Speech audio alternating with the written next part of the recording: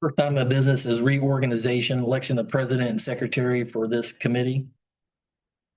I believe I was on the committee last year and Deb, so Well, according to the minutes that no, Tim Brown. provided, yes, president was Richard Hill, and Tim Brown was, Tim Brown. Are you able to do the heavy lifting, Jim? It was rough, but I think I might be able to do it another year. You do this slate's performance and I will nominate this slate. The existing slate to serve one more year. It's Oil. tough. It is, but someone's got to do it. gosh, my pant legs are up. So would we need a motion for that or just consensus? Someone should make a motion. I'll make a motion for that, we re-elect Richard Hill and Tim Brown as president and secretary. Second, Yes. quick roll call, please. All right, Tim Brown, Yes. Deb Hendrickson, Yes, Joe Saylor, Yes. Brad Godecker, Yes. and Richard Hill. Yes, All right, pass 5-0. okay. So quick roll call on the members here tonight. All right. Tim Brown, Yes. Deb Hendrickson, yes, Joe Saylor, Yes. Brad Godecker, Yes. and Richard Hill. Yes. All right. Well, So from the minutes, it looks like we just have review investment report, which was an NA in 0. correct. Well, I think we have to approve our minutes from last year. Yeah, we have minutes to approve, Right. It says. but we don't have minutes. Really? You have minutes? Yeah. Oh, this is it. That's That's the minutes. minutes? Yeah, that's all there is, that little page. It's not a, I make a motion to approve the minutes for January Okay. 14th, 2025. Roll call, please. all right, Tim Brown, Yes. Deb Hendrickson, Yes, Joe Saylor, yes. Brad Godecker, Yes. and Richard Hill. Yes, All right, pass 5-0. okay. Anything from the clerk treasurer report on investment, 2-year older checks, anything like that? Report on investments are none. Two checks outstanding from September of 2023 and November of 2023. Copy of both of those. And I will be working on how to get those corrected. 2023? Yes. So, And Debbie, you know, what's typically done with those? Are they authorized to be placed back in the general fund? or- so you just do, yeah, you just receipt the money back into the fund that it came out of. That's all you have to do.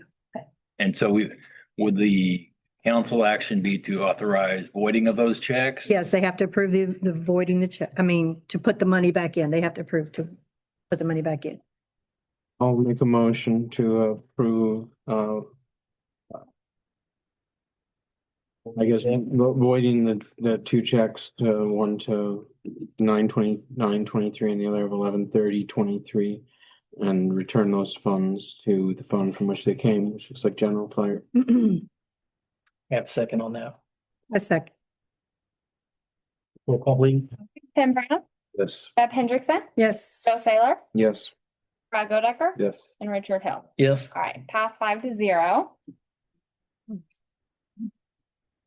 Yes. old business, new business, anything else? There actually is. Oh, Not sure exactly what happened, but for 2 items of new business that were supposed to be on the agenda, but didn't get on there. The first is the review, and these are statutory, so we have to go through that process. Review of written investment report from clerk treasurer. You provided a investment report, and so you could consider and determine that you have officially reviewed that. If there's further, discussion that you want to have concerning that investment report, now is the time to have it. Demonstrate. In light of that, we hold no investments. right. Well, we plan on holding any investments. I am satisfied.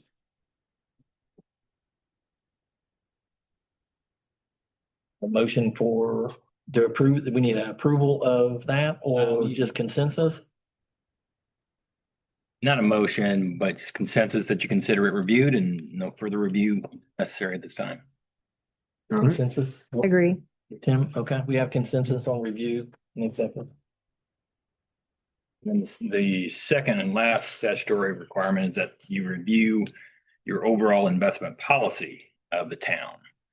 And in past years, there's been some discussion about what that policy should be. But time it just be appropriate for you to consider and review what the town's investment policy ought to be. You say we do or do not have an investment policy? I'm not sure if there is a written one. No, Since they were gonna wait until they had decided on doing an investment to create an investment policy, so. generally, my recollection is that you're very statutorily constrained in what you can invest in. Yeah. It's somewhat fraught. They tell you what your limitations are. I don't see any purpose in enacting a policy until we have investment we would like to make. Makes sense. Do we know when we may have an investment to invest?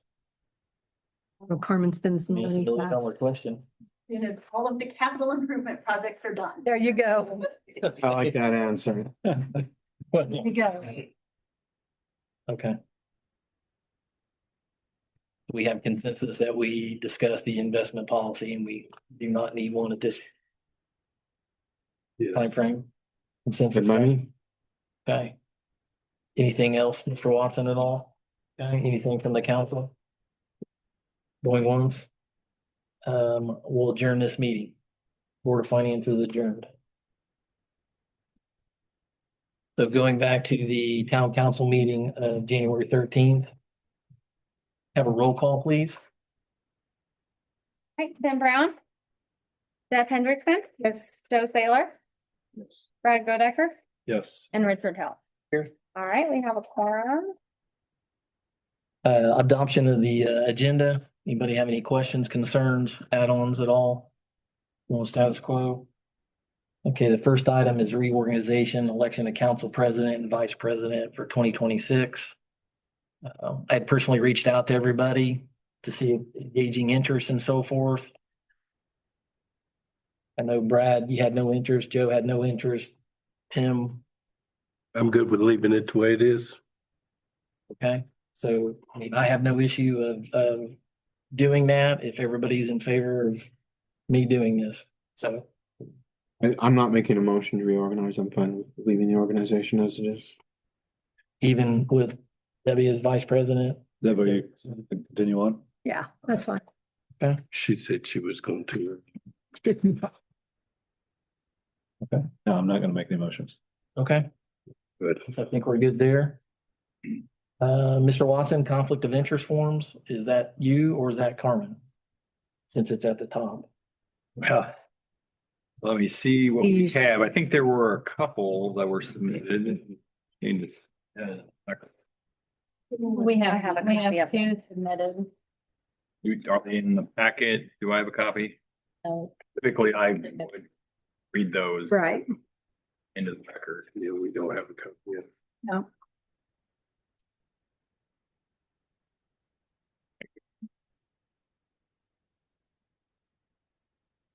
So we have two closures that have been submitted. And the first is signed by Tyler Croy.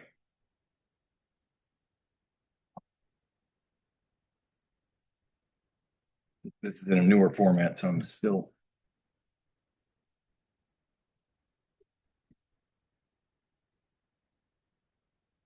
Tyler Croy, a lieutenant in police.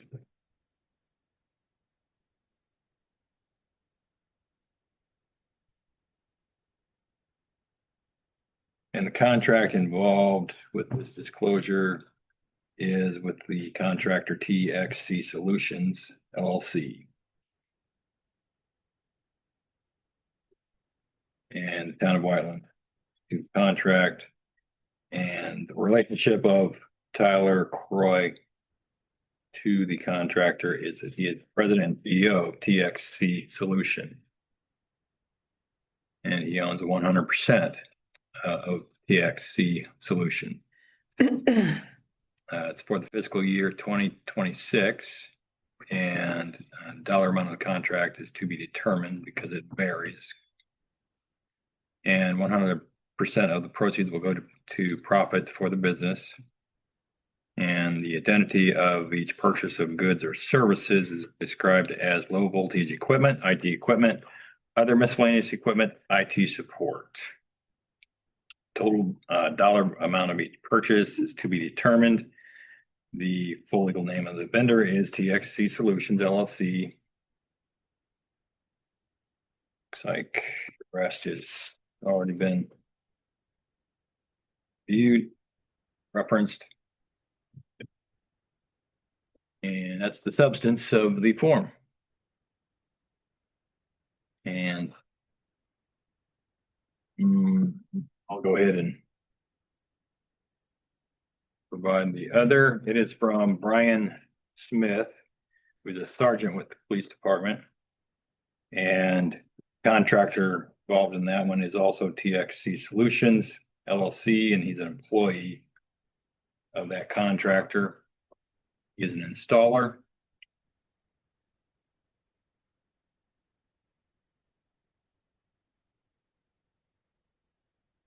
And he has signed the disclosure. So there you have it. Those are the two conflict of interest disclosures for your consideration. To accept? Have a second for acceptance? Second, Quick roll call, please. Tim Brown, Yes. Deb Hendrickson, yes. Joe Saylor, Yes. Brad Godecker, Yes. and Richard Hill. Yes, All right, pass 5-0. thank you.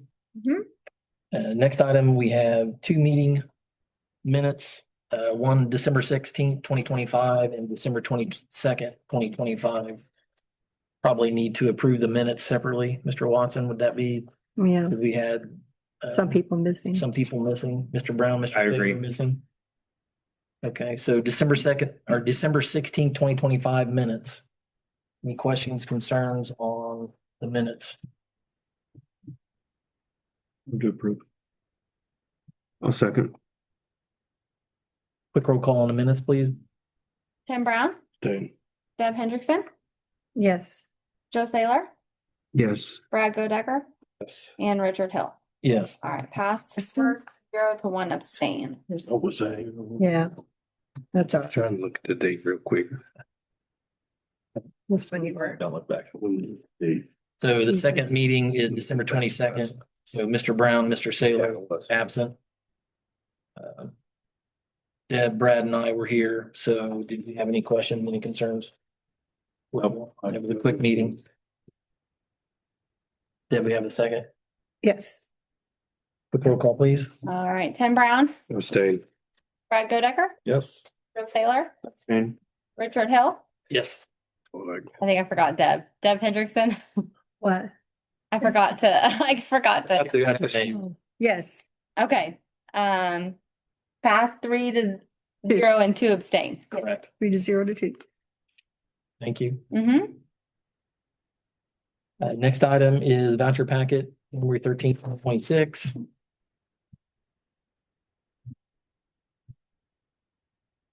Questions, concerns on the voucher packet at all? I did.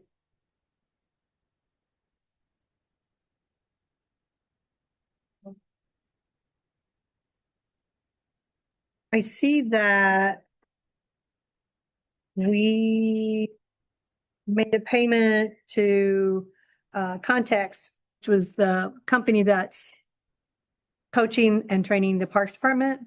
Do you know what exactly they're doing?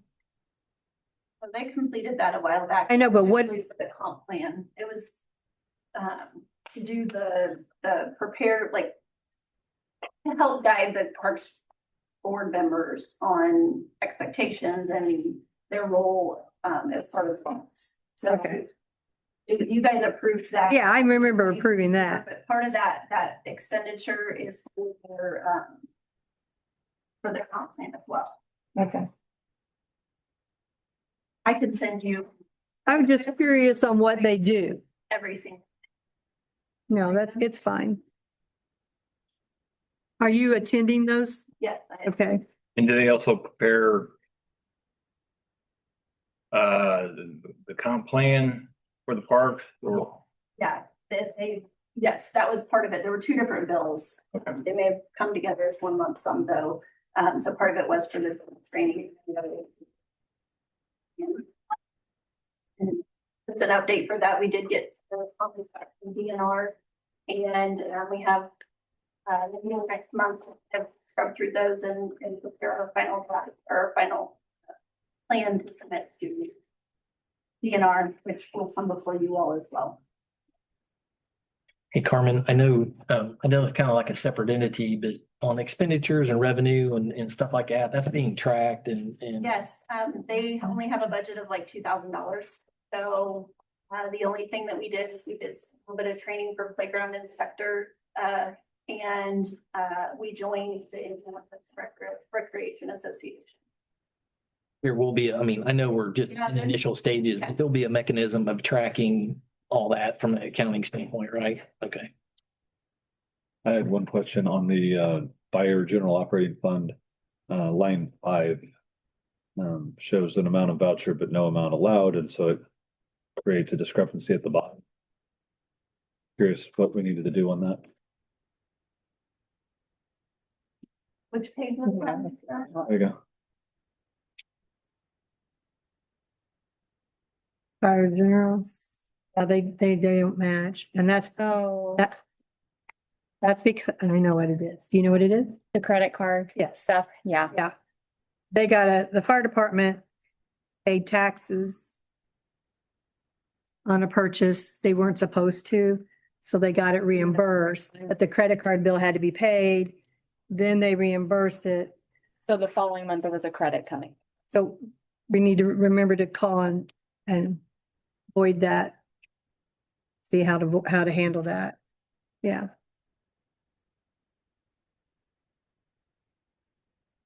So anytime anybody makes a purchase, they're supposed to check to see if they get charged a tax. I know sometimes we just assume we know, but. I have a question on the appropriation report. You'll see some negatives and so forth, so can you walk me through on either Carmen or Michaela, Jenny? Apologize, kind of where we're at and why that still keeps showing up. Anybody would like to speak? I'll tell you that there are some that have been ongoing for all of last year. And then there were some that when we switched our healthcare provider for whatever reason, so health insurance in the general fund shows that there's a negative. It shouldn't be. It's just, we didn't have a clerk treasurer there. What had happened is we had to pay it wasn't a deposit, but we had to pay a large, what's that? Like a retained. Retainage to the insurance company. And the previous clerk treasurer made it out of just general fund and not out of how we normally split our health insurance. And so that one's been negative since then. We also, and it shows in here it's negative, but when Adam went through, we did those additional appropriations at the very last meeting of the year. Our bank accounts are not negative. And technically, if we take like the categories 1s, 2s, 3s, and 4s, what we did in the additional appropriation made those all positive.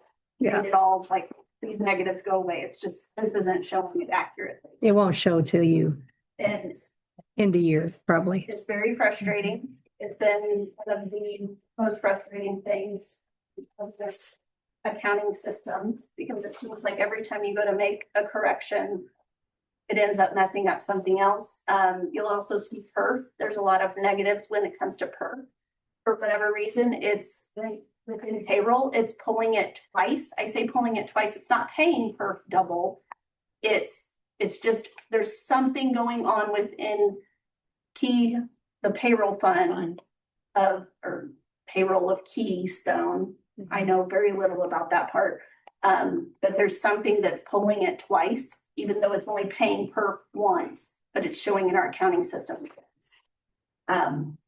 So there's a lot of these larger items that, yeah. And then in the fire, the CCD, which is where the GEO bond was to be deposited. I've been working with Stone Municipal, Michaela and I were working with them.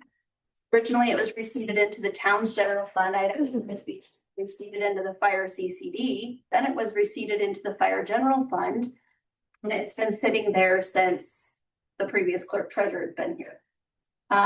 So Stone, we thought got that corrected. I realized today they then put it into the town CCD instead of fire CCD. So it's just all this back and forth that just makes our books look really ugly. So we did that, or Stone Municipality Group did that? Stone did that one. They're correcting it. And I literally put the funds to put the actual numbers, like take it from 2505 or 2243 and put it into 2505. So it's just. Yeah. So I mean, since we brought up the Stone Municipality, I don't see Adam here or, and I know this is gonna come up, because, well, I'm gonna bring it up. I'll just bring it up now. So are we reconciled? We're cleaned up to a certain point? Do we need that service going into 2026? Where can you kind of bring us maybe up to speed, since we're talking in accounting and numbers at this point? I mean, I think later we talk about the supplemental part, and so I don't know if you guys want to wait till that, or I mean, we can talk about it now. I mean, we still need Adam Stone and his group for quite a few things. But when we get kind of later in the agenda. Okay, that's fine. Jenny to speak to that. Is he going to come to the meetings every month? Since we are doing a contract with him? We can ask him to come. I mean, I haven't physically talked to him. I've only texted with him since the beginning of the year because everybody was on break, and Okay, I've just emailed and texted with him. I think it would help if we have questions up here. I mean, to Deb's point, it may help if at least he's here and help subsidize conversation or socialize and, you know, kind of where we're headed, where we're going, what he struggles with, what Jenny struggles with. Right. Well, I don't think the council wants this to go all the way through 2026, so to speak. No. And he does, like, the whole goal was not for him to continue to reconcile. Right. for us. Yeah. So back in July of this last year, he had given an SOP to the clerk treasurer to say, okay, test it. Let's see if it works. Start reconciling. And that didn't happen. And then obviously, you know where we're at with that. So it's been an ongoing issue because we just don't have the staff here that are doing what they need to do. So we're relying on them. But that's not what the original agreement was not to include them continuing to reconcile for us. It's to do the bigger picture planning when it comes to our finances. So. Jenny, did you want to add any of that at all? Please. I mean, I can add to it, but I think it really is more appropriate in the new business proposal for local government services for training. I do feel that there is benefit for reconciliation until I learn, but right now that's very limited Okay, amount so of time, so. we'll come down and add that to the new business. My apologies for getting sidetracked. So I think where we're at is approving voucher. Voucher packet, yes, sir. Anybody else have any questions on that? Gotcha.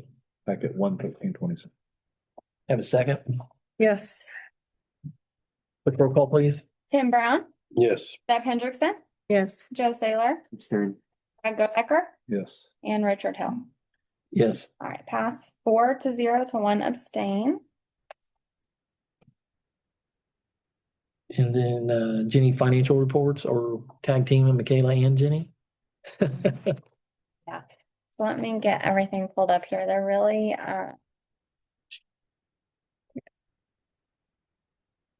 do you want me to walk through everything or just kind of, Just kind of give us a broad brush, maybe the totals and kind of where we're at yeah, into year, so to speak. through this? They're really, you can see everything presented here. Do you want me to read through all of the totals?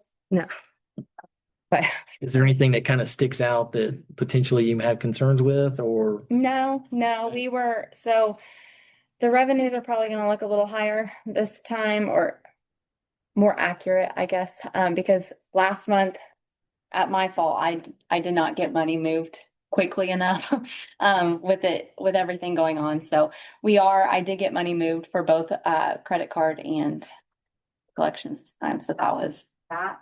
And the interest for the town, we were able to gain $34,714.25 throughout all of our bank accounts. We got our December settlement, Yes. and is there, Which is why you have an updated revenue report Mhm. on your desk, is because we didn't get that before we got that sent out to you all. yeah, if it's not too much trouble, I wouldn't mind seeing a copy of the December settlement in my June packet when we get June's December settlement. Just to see how the town's, yes. And the interest accumulated just goes into the general fund? Is that kind of like reinvested? No, so it goes for each bank account. So each bank, That's an overall total. that's an overall arching total. Each bank account has its own revenue account for interest only. Okay. I thought maybe we'd have some investment capital to take a look at and create a policy for, but. Okay, It's not that much. well. Okay, thank you so much. Take a look. Special guest, we have nothing. Moving on to old business, Carmen. Is that, or Mr. Watson again? You're stealing the show tonight. All right. Follow up on matters that were previously discussed related to the human resources duties. And you provided a memo at the last meeting. You directed preparation of resolution and ordinance to document the change of responsibilities for the town manager to oversee human resources duties. And part of that included amending the employee handbook to provide a mechanism for an employee to report any issue they might have with the town manager. And so, resolution number 2026-01 adopts that revised handbook with the revised paragraph added to the problem resolution procedures. On page 10. I think you have in your packet copy the second paragraph you see there is what it is. I don't think I had that pack. This right here. It came in your first packet. Yeah. You should have. Yeah, I read it, pass that to him. I read it already. I don't have this one. I read it as soon as I said that. Oh, is it in? Pretty much nothing. I mean, we discussed that. And it's all as you you authorized in the memo. It just states if they have, like, once they go through, if they can't get the answer, then they gotta submit in writing to us, each council member, to detail of what is going on after they done been to the clerk treasurer. Through the clerk treasurer. Yeah, through To the the treasurer, then to us. We're the last resort. So from a standpoint, hypothetically, if this approves, will there be like a memorandum sent out to all the employees? Timestamp or something where they sign it, date it and acknowledge that And it's that's, received? and even the last couple of handbook revisions, as Angie and I have kind of taken over the HR tasks, the last couple of revisions have not gone to every employee to accept acknowledgement of the changes. So yes, so it'll actually include this one as well as the last other few, even if it wasn't relative to their department. Yeah, they still need to, Acknowledgement yeah. of the Employee handbook, everybody. Yeah. How we do it. Well, you never know if they're gonna move, a lateral move or something. Yeah. Yeah, anything changes, get signed. Yep. And then that subsequently goes into each personnel file, I guess, as received. Correct. Council have any problems or any concerns with, you guys get that in your packet? Yeah. It was in what we got tonight. Oh, tonight, Yeah. okay. Tim, Yeah, No. Mm-mm. As long as they got it somewhere they can go. okay, with that being said, do we have a motion on 2026-01? To approve. Have a second? I'll second. Mr. Saylor and Mr. Brown, Rick, roll call, please. Tim Brown, Deb Hendrickson, Yes. Joe Saylor, Yes. Brad Godecker, Yes. Richard Hill. Yes. All right, pass 5-0.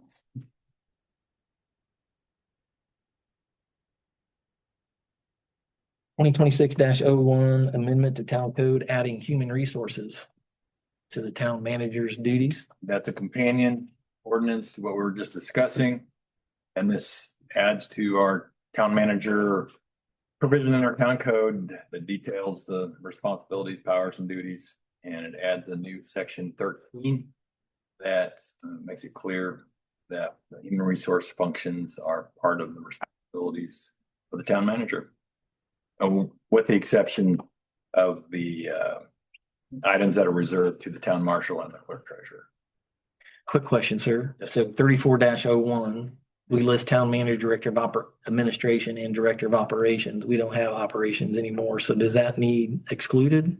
Or, At some point, it would be good to remove that, but at this point in time, it's not critical. It doesn't affect anything. If I recall correctly, the other provisions that refer to the director of operations all are in the or context, town manager or director of administration, if subsequently, if there is a. okay. And if you want me to go ahead and scrub that, we can add that, get that submitted at the next meeting if you like.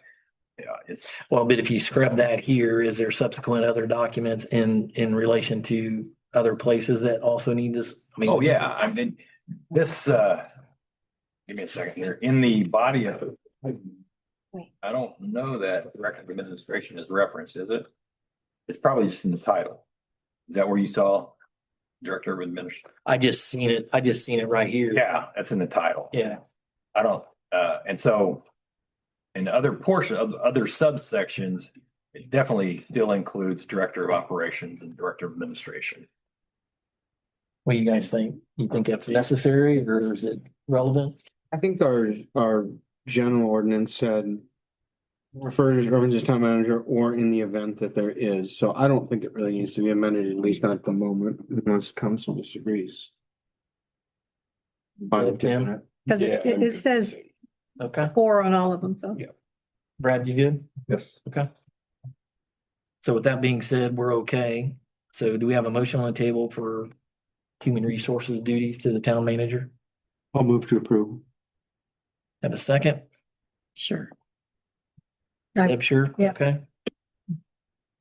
Quick roll call, please. Tim Brown, Yes. Deb Hendrickson, Yes. Joe Saylor, Yes. Brad Godecker, Yes. and Richard Hill. Yes. All right, pass 5-0.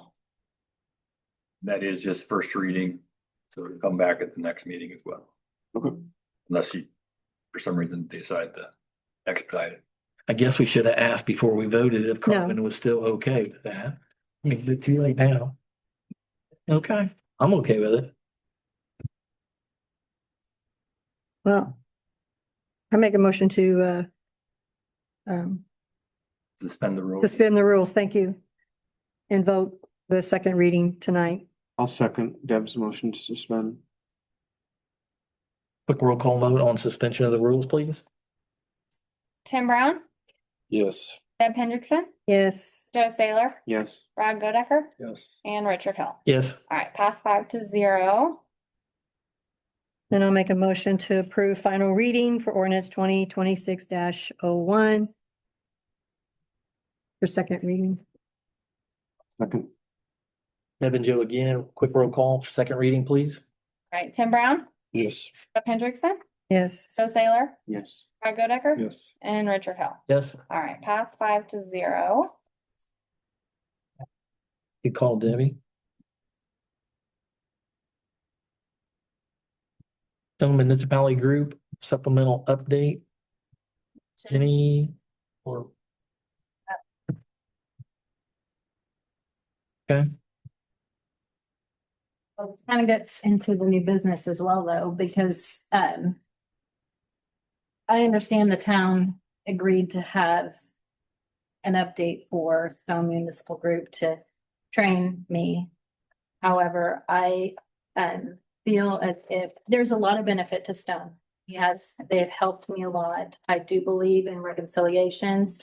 They're very helpful. However, the time that I'm getting with the cost is just not what I see a good steward of our taxpayer money. I need more training. I need Keystone training. And that is not done by Stone. They don't know fund. They can operate in it, but they do not know how to train on fund. Mhm. And so that's where I'm at as far as that part of the agreement. So you would like us to engage with another firm or consultant that offers a specific type of fund training? Yes, that is in our new business. I don't wanna have that unless we wanna go, if we are able to. President and the council, they wanna. I have no issue. I have no issues considering it. Yeah, considering just talking through the talking points at this point. So under our new business, under proposed services contract with Local Government Services LLC, I myself have contacted Keystone for training. They no longer do it. They don't contract out. They actually referred me to Susie Bass, one of the owners of Local Government Services. Susie Bass her name has come up multiple times from clerk treasurer after clerk treasurer.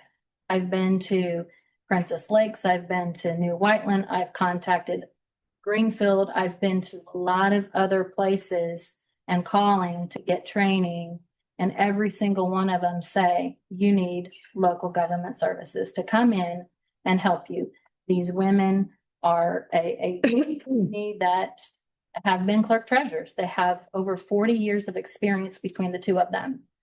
If we want to succeed, if I am going to succeed in my role, I need training. And I'm proposing that what we were paying Stones for my training, that be shifted. They are at $180 an hour. Mhm. And I believe Stone was like $2,500 a month, which I've had about 6 hours of training in 2 months. So that we were paying $2,500 a month just for training or for all together? Okay.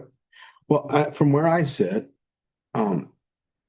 whatever funds the council has made available for training, and it sounds like there's a fair amount, that is really, you're an elected official. The training should be what you want it to be. That's where I sit. We have to authorize the spending, but as far as the training that you would like, I'm 100% in favor of it being what you want. One of the other people that own the company, Janet Alexander, you know her? Yeah. She's one of the other people. Okay. So they're very, very intelligent and very well versed in everything when it comes to Keystone and the clerk treasurer job. Because Adam knows financials, but he doesn't know the job. Well, he was a controller for a city. He was a city controller, which is similar but different. But either way, I think in the world of Adam, and I think I do too. firm, if you have a different training that you think would serve you better, I'm 100% in favor of whatever it is that you would like. These ask some question, and Joe, I don't disagree with but I need a little bit more substance. I think I have questions about what are the issues that you're struggling with, the area of what you do on your job, what you're not getting from Adam's group, which is fine. If there's a way to transfer some money to get you the ability to be successful, by all means, but areas of concerns, the objectives, the goals, the time length, $100, $180 an hour, 10 hours, $1,800, or you're going 80 hours, which is 14,000. Right. What's the length of time on expectations? I think it's important that maybe that's socialized and communicated. Right. Do you Well, I potentially mean- have that available, or can you put it together, or? I mean, I could probably put something together, but I can also tell you, I mean, this office is struggling. And Correct. it's not just me in the training, it's our team. When we have problems in payroll, I mean, Janet and Susie are going to be able to help, not just me, our entire team. So So it's training for the whole group in your office. because they know Keystone, they know. Liz, how long have you been there? Going on 2 years. And you only got what, 6 months training from Melissa? Maybe? Yeah. Yeah, To be honest, it's okay. very minimal training. So it is training the whole office. Yeah. Yeah, I would see, I could definitely see if someone knew Keystone in and out, if you're asking my opinion, if someone knew Keystone in and out, like it sounds like these people do, I could see where it would benefit more than just the clerk treasurer's position. Because there are issues that are popping up that, are isolated within Keystone that none of us know how to fix. And when you call Keystone, they don't even understand the issue, to be able to help fix it.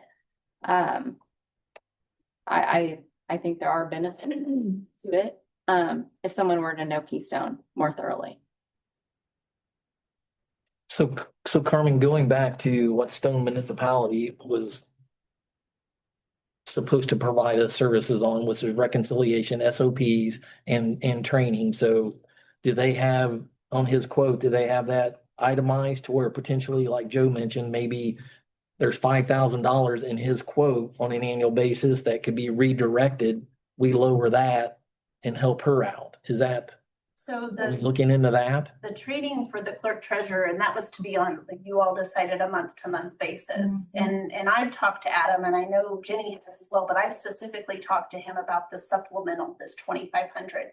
He would not be heartbroken if we, decide to not add the supplemental, but as far as the other contract, the main contract, again, the whole goal when he presented that to us, and we presented it to you all, is that it wasn't supposed to be the Cadillac version. It was supposed to be, let's get you what you need until you need it, and then we can go back and relook at that contract and lower.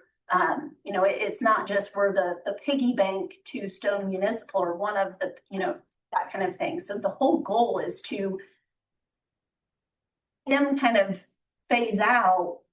And then just, like I said, help us with like our bond. There's certain things that he has to submit for us on an annual basis, in that. So it's not a matter of, he has enough on his plate. Mhm. And we've been expecting more than what his team was kind of thinking in the beginning, because the reconciliation was supposed to be turned over fairly quickly. And that's the biggest, the time consuming one, right now. And then the fact that, there's a lot of, going back to Michaela, even the training she did get wasn't right. So it's like, if you're not taught how to do it the right way, then you're just going to continue making the mistakes. And I'm not saying she's making the mistakes, but I'm just saying, like, there's a lot of things, that I think it would help that office, to have that additional training. But I talked to Jenny ahead of time and said, the questions that you all will ask is, the time frame, of what does this look like as far as how much training, local government services and how much they're willing to give to us. But and the other thing is that we're in the process of scrubbing through some new vendors for a new accounting, a new utility, a new payroll system. But even with that, even if you all make a decision this year, it still could be 18 to 24 months for a conversion to happen. And so Jenny needs the help now. Michaela is drowning, and nobody knows how to help her. I don't want to say nobody, there are people, but it's not their responsibility to have to. Is this done on site? Go initially to like a seminar type thing, and then they will come into the building and help 2 or 3 days a week type? What is No, the? that's a great question. No, Janet will come here. She's in Franklin. She could come here. And it's as needed. I may not need her. She may be able to give me everything I need in a 3-hour session to really kind of get to know. And then it would be an as needed. Right now, I struggle every single day to make heads or tails out of everything.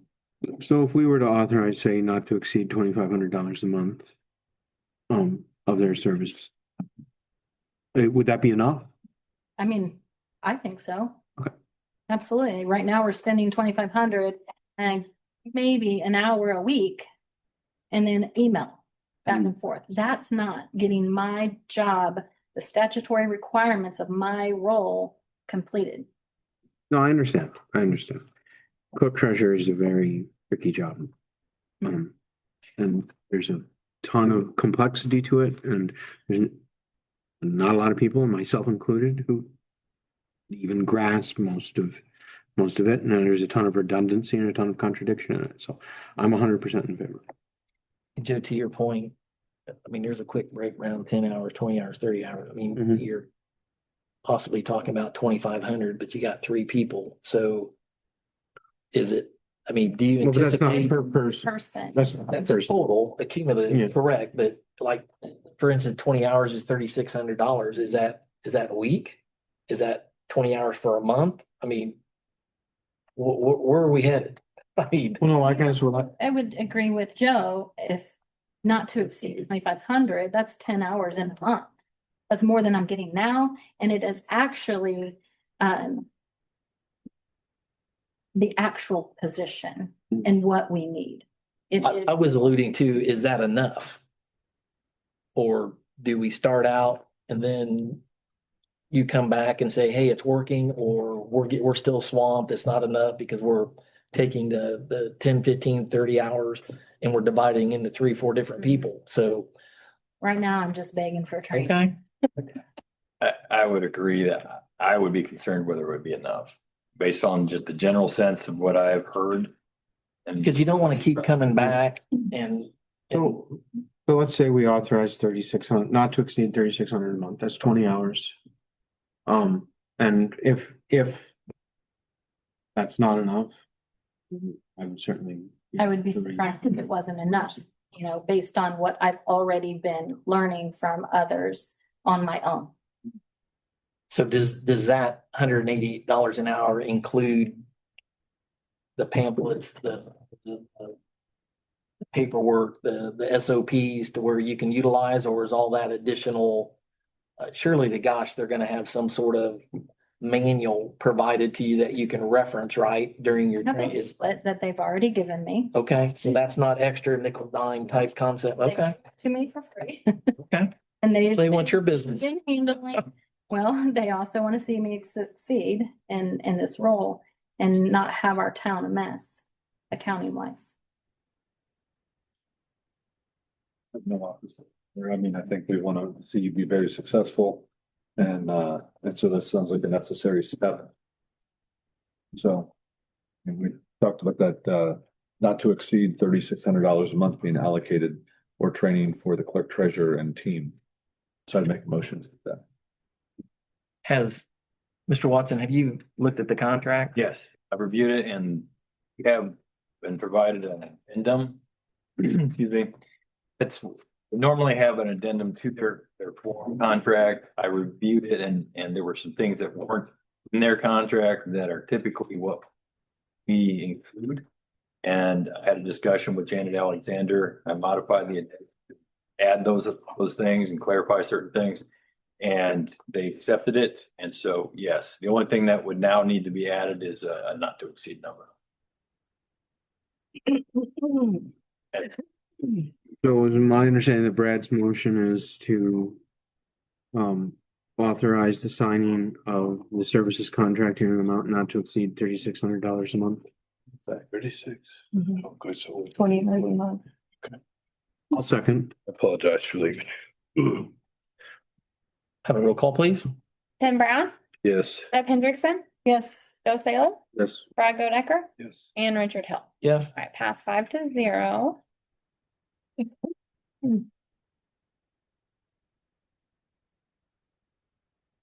To keep it posted and on the status and kind of where, and hopefully this helps. I'm sure it will. Okay, And just so that I'm clear in my notes, that was not to exceed 3,600 a month. A month. Right? Yes.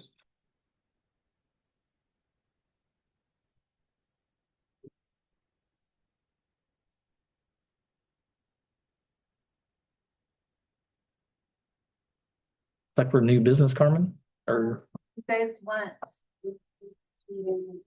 There's a supplemental agreement with some municipal. Oh.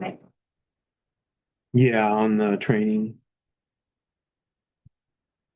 on the training portion, but where are we at on, Let's do this.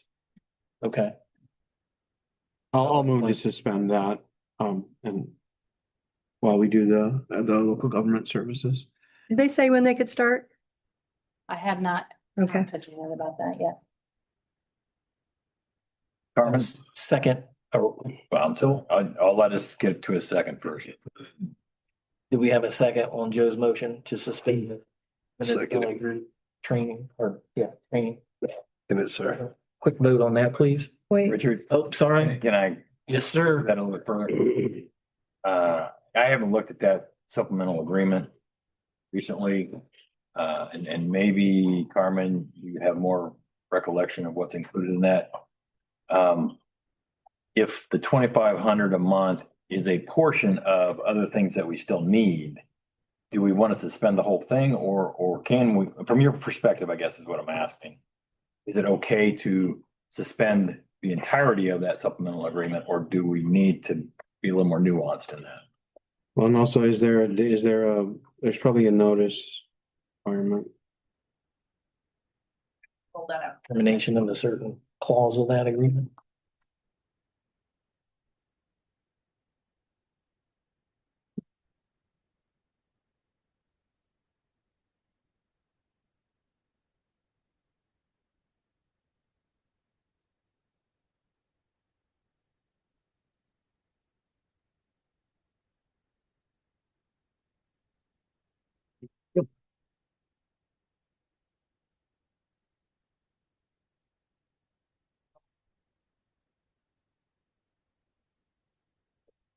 We may need to hang on to that, because that's where the end-to-end reconciliation is.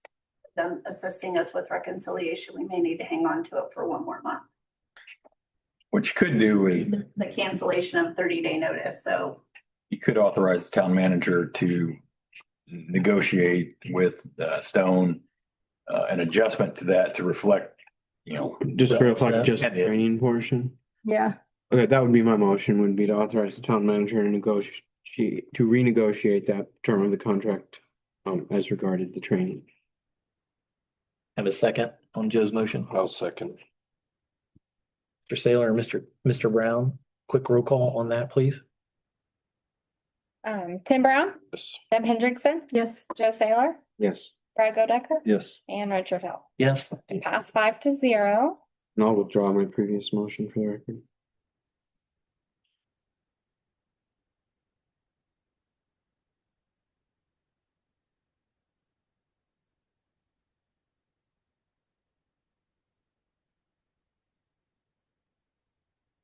Mr. Watson, did you have anything else regarding this subject? We can move on to new business. No, good, thank you. Okay. Ms. Carmen? A new business, got folks here from Core 5, Doug Armbruster, to kind of provide you an update with their building 2, and then there was a resolution provided to you via email today. I printed that. Michaela, did you print those for this, the resolution that came out today? Let's see that. we have. They're in the packet. So they, My copy packet has that resolution. okay. But I'll turn it over to Doug. He's got a presentation. Resolution wasn't in our package. no, we don't have a resolution. Carmen, the resolution that was sent in via email or is not in the original packets. And that's what I need to speak with you, Carmen, to help me set my email up again. For some reason, I'm not getting emails, which is nice on some account, but I need the paperwork, so transfer to new phone. Just bear with us for a second, please.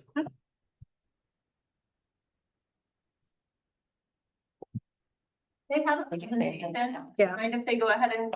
Yeah. And then Okay. resolution, you guys can, when you get that. Yes, That's fine. that's what I was looking Good at, idea. presentation.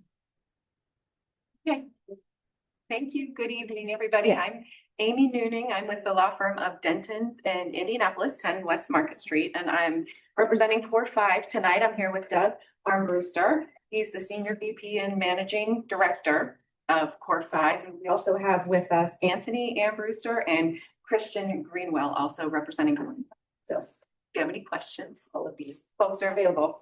Thank you for letting us to come to present to you tonight. Just by way of quick history and context, back in 2021, the council granted Core 5 a tax abatement to develop 2 sites with 2 separate buildings.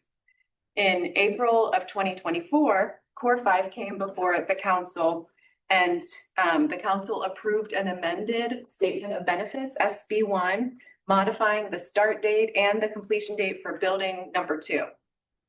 So we're returning tonight just to update the council on the progress and since then, and to give a status update on building 2 and to request that the council please consider a second amended SB1 statement of benefits to allow for an extension of the construction dates on building 2.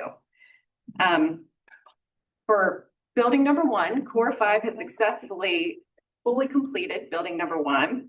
They actually sold it after 2 years, a long process to sell it.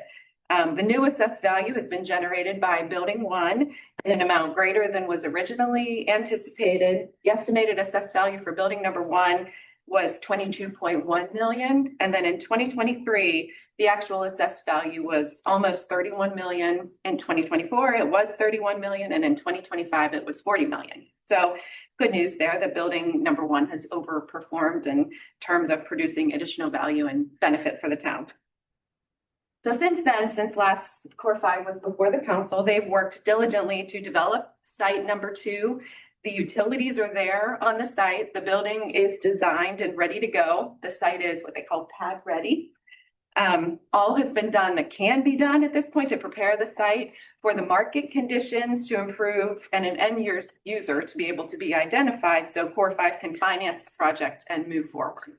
And Doug can give some additional context on specific market conditions that they've been facing. So they've proceeded in good faith to move forward with this project as much as they can.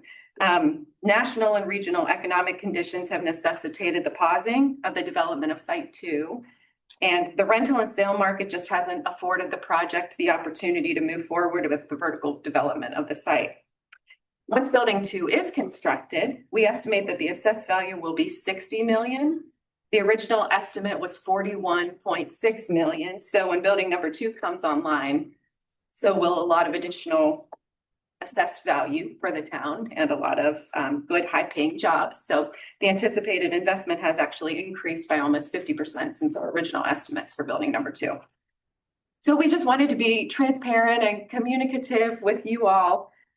We appreciate the opportunity to come before the council tonight. I know Core 5 has talked for a few months here with Carmen and provided a letter, I think back in May, just giving an update. So we just appreciate, the forum tonight to come before you and your consideration. Core 5, they have a proven track record of developing financing and finding these tenants. They have full confidence that they will move forward as quickly as possible once the market conditions permit. They're committed to this project and to the investment in the town. So nothing there has changed. Core 5 wants to see this project developed as soon as possible, just as much as the town does. So hopefully the market conditions are improving. We think that they are. Hopefully they continue that way. And so progress hopefully is forthcoming very soon. But we didn't want to miss a completion deadline that was indicated on the last amended SB1. So we just wanted to come here in anticipation prior to that date, just to give you an update and to request council consider extending the start date and completion date for building number 2 to allow for adequate time to develop just as soon as the market conditions will permit for them. So I will turn it over to Doug to give additional context. Thank you, everybody. This morning, I sent the following presentations up on the screen. 2 years ago, when we came before you, we were hopeful that market conditions were gonna improve. And there's a lot of graphs and slides, but I think if, maybe we could go back to whatever the last slide was, it's sort of, we were here in, quarter one or quarter two of 24. And you can see basically the yellow flat line and then the bar chart where there was really no absorption in this market. There was 38 million square feet available and people were, and still, through last year, in a clearing position where the market was trying to absorb the product that was existing. And people were doing deals below cost. We originally started talking with the client that purchased building 1 2 years ago. They cleared all their diligence. I want to say it was January or February of last year, and they had a protracted that we weren't in the best negotiating position given the market. And they closed in November of last year, but we continued to carry the building. When we look at what we sold the building for and the carry costs that were associated with that, the building was a loss. So it was very difficult to go to our board to ask to start a second building at a time when we had one sitting that we were in a protracted situation. So, we've talked to Carmen, I think, a few times over the past 2 years. We try to keep her abreast of what was going on. We continued to market the site for build to suit, but when you have standing product, it's really difficult to do a build to suit unless somebody has something that's very specific that a spec building, a building is built without a good in mind, can't accommodate it. So we did have, I want to say, 2 shots at a build to suit. One was Sephora, which was in play when we came here 2 years ago, and they chose to be a little bit closer to Plainfield. And it came down to a site location. There's nothing we could do. We were one of 2. And we have another one that's still actually engaged. They've been pushing out their budget every year. As of this week, we've touched base with them and we're hoping that we can get the site in front of. We had a meeting yesterday with a presentation to a user that I would say would be a marquee user for the town. And they looked at 12 sites in the city. They narrowed it to 3 yesterday. We're one of 3. So the site, based on the fact that we've got it prepped and ready to go, is good. I think it would be our intent is to, as long as we see market conditions continue to improve, go ahead and start the building on a speculative basis. We will run the traps on the user that came through yesterday because it is, and I was just bringing Carmen up to speed before the meeting, and I can't say too much about it, but it would be just a marquee user for the city that anybody in the country would be welcoming with open arms with the types of jobs. So one of the reasons that we're able to check those boxes so quickly, and this is how site selection goes, that when you don't have those boxes checked, you get knocked off the list. We checked all the boxes yesterday. So again, I know that there was a lot of discussion 2 years ago. We did everything we could to change the market. The market is improving. That's the good news. So I think, now some of the market clearing and product coming off the market, we can demonstrate rental rates that allows the project to be financed. And I'd be happy to answer questions.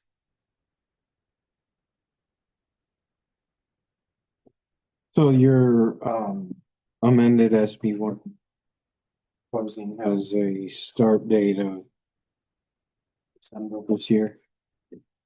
I think, that would be right now from a design perspective, the building's design, drawings aren't stamped, they just need to be stamped. We've bid the project, so we've got pricing on it. We're right there on where rental rates are right now, so we're hoping there's 2 more deals that we're waiting in the city to clear that are big buildings. Once those fall off, it continues to fall off. It's a large building, so we're competing really in sort of that product of 800,000 and up. There still is some supply in that 800,000 to 1 million, but once 2 of these other buildings come off, there's really 1 other building at 1 million square feet in Indianapolis. We've seen the same thing happen in Columbus. We've seen the same thing happen in Louisville. Louisville cleared much quicker. We actually started 3 buildings there last year. Started one in Columbus. We went for 2 years. We didn't start any buildings in any region. The markets couldn't do it. And it's not a specific Whitestown.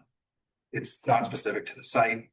It was the overall industrial market got ahead of itself during COVID, and we've been working off that excess supply.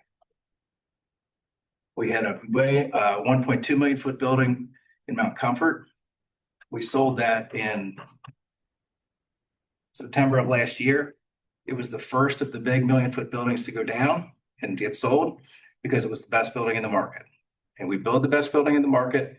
And I hope that you guys are happy with the user that came to building 1 and the jobs that they're going to bring. Took a long time to put it together. It's just a very unusual market we've been in. I've been doing this for 38 years. And it's the toughest market I've seen in 38 years. But again, things are continuing to improve. But why are we waiting till August to start? We still need for a couple of the other buildings to clear out in order for banks to come in, have the confidence to lend. When they see those spaces and some of the rental rates that are getting done, we can't comp that out and justify the cost. So we need to see those leases print to happen. You're talking about a transaction that's, between $50 and $100 million. It's a significant investment. And I think for the dates too, if I could just add that Sure. we proposed on the second amended SB 1, we wanted to be conservative with those days. So I think your hope is to start earlier than that, but that was just a later, sort of the latest anticipated start date. But in terms of, we don't, again, we went back, we looked at everything, our drawings, they're all still meet code because we designed the building back. Christian, you remember 21 or 22? 22. Yeah, so the building's been designed for over 4 years and it's been sitting on the shelf. We got to stamp the drawings. And the building the site is footing ready aside from trimming up the pad. It's ready. Yeah, because you said the utilities were in, Oh, everything. Yeah. The underground's in, the basins are dug. just waiting on a time when the Waiting. bank will approve. When there were 38 million square feet available, supply and demand, people cut their rates and they cut it below cost. And they cut rental rates probably 25% below where they should be to support development, sort of on a worst case scenario in town, without getting into like really detailed market analysis, just generally speaking. So as buildings come off, pricing comes back, and we were able to continue to see. This cycle is not dissimilar to maybe 2008, and that took about 5 years to clear. Here, we're talking more about 3 years, because I think things really turned down in 23. June of 23 is when I noticed it. And so we've been working through that. Sir, you made mention of potentially new tenant, marquee tenant that you've had conversations, socializing the idea and so forth. So down to 1 to 3, what is your gut feel that they truly are interested in Whiteland? And if they are, what's prompting them not to pull the trigger prior to December of 2026? I'm not saying they wouldn't. The initial visit, the feedback that we received was out of the 12 sites, they cut to 3. The site that was our site was the most prepped of the others. So one of them I don't think was developer owned. I think it may just be under contract, and they had other entitlement issues. They looked at our site and said, you guys are ready to go. Like we can accelerate our timing. But just in terms of from a timing of deal flow perspective, again, if you step back and look at the D&H transaction, we thresholded those guys in that building 2 years ago or more than 2 years ago, and they didn't close until November. And there was still a lot of other product. After we agreed on a deal, they did come back and back up on pricing because people came in and undercut us after we had an agreed upon letter of intent. It was really, it's disheartening to come in and share that, but that's the reality, and you have to do what you have to do to fill your buildings. So when will this marquee contact, when are they going to make a decision? We'll know more in the next 60 days. But, as another example, we had a building over in northern Cincinnati. We entered into a letter of intent with the tenant. This is about a year ago. right after the holidays last year. The lease didn't get signed till late September, and the target lease signing was April. So these things, that's part of the problem. You know, you wait, and these things can tend to drag out because budgets get pushed, and you know, everybody's, especially in, you know, when we got into an election year, typically nothing happens in election. All that certainly last year because nobody knew what direction. I think people are starting to get direction. You're starting to see confidence come back. I'd rather build a spec building because build to suits are a little bit more challenging. But again, I think we have to play this one out because it's got some real, I think in the interest of town and the community, we think it would be a really, really great use. So I think we're going to try and play that out and see if that can come to fruition because we'd like to put that together. So your ask tonight is to do a second amendment on the SB one with Understanding. start date and then having all these conversations in play. When we're doing that all the time, I mean, it's not, this isn't like, Yeah. you know, if we do that all the time. I was hopeful when we were here a couple of years ago, we were pretty in the thick of things on the Sephora deal, and it just didn't come our way. And, you know, if somebody has a particular site preference, you can only sell with what you have. And again, the best thing we can do is to check all those boxes because the site selection guys, they have their checklists and they look and, you know, it's a numeric thing and you check 25 boxes, this guy checked 22. We need to be at 24 or higher. You know, it's sort of that type of mentality sometimes to clear product. I'd like to hear the council's comments on a second amendment to this project. I don't think I have a problem with it. I think, like you said, the economy has been bad for these big builders and they're thinking positive now and I mean, we're not out anything. From an SB one component, Joe, you're pretty well versed in that along with Mr. Watson. I mean, Well, I mean, any adverse problems with the second amendment concept going? well, I mean, we're not getting the benefit that we were promised when we originally granted the abatement. No, A few years back, true. yeah, and then we're not getting the benefit that we were promised when we amended it to extend more time. In a vacuum, that sticks in my craw.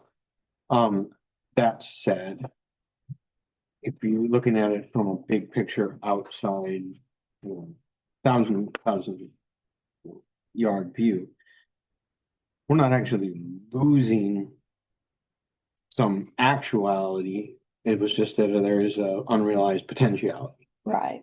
That the idea was that we extended this abatement with the idea that they were gonna have it done and they were gonna be vertical by this amount of time.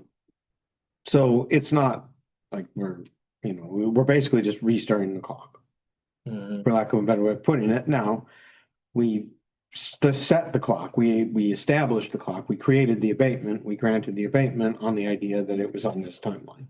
So we're giving up something, but we're not giving up an actual thing. I'm not saying I'm necessarily opposed to it. That said, there has to be a point at which if we're going to give up the benefit of our bargain or delay, I should really say the benefit of our bargain, there should be some consideration for that. What that is, I don't know, but that's kind of where I sit. I couldn't agree. And my point is we did it once. Now you want to do it again. Now you're gonna come in another time and have us do it again. I'm with Joe. When do we stop this? I understand the market and I really do. I'll be honest with you, these are very unusual times. We didn't think that D&H was going to take 2 years to get done. And then again, when we got it inked and retraded, and then in order to do this deal, you got to wait till November to close.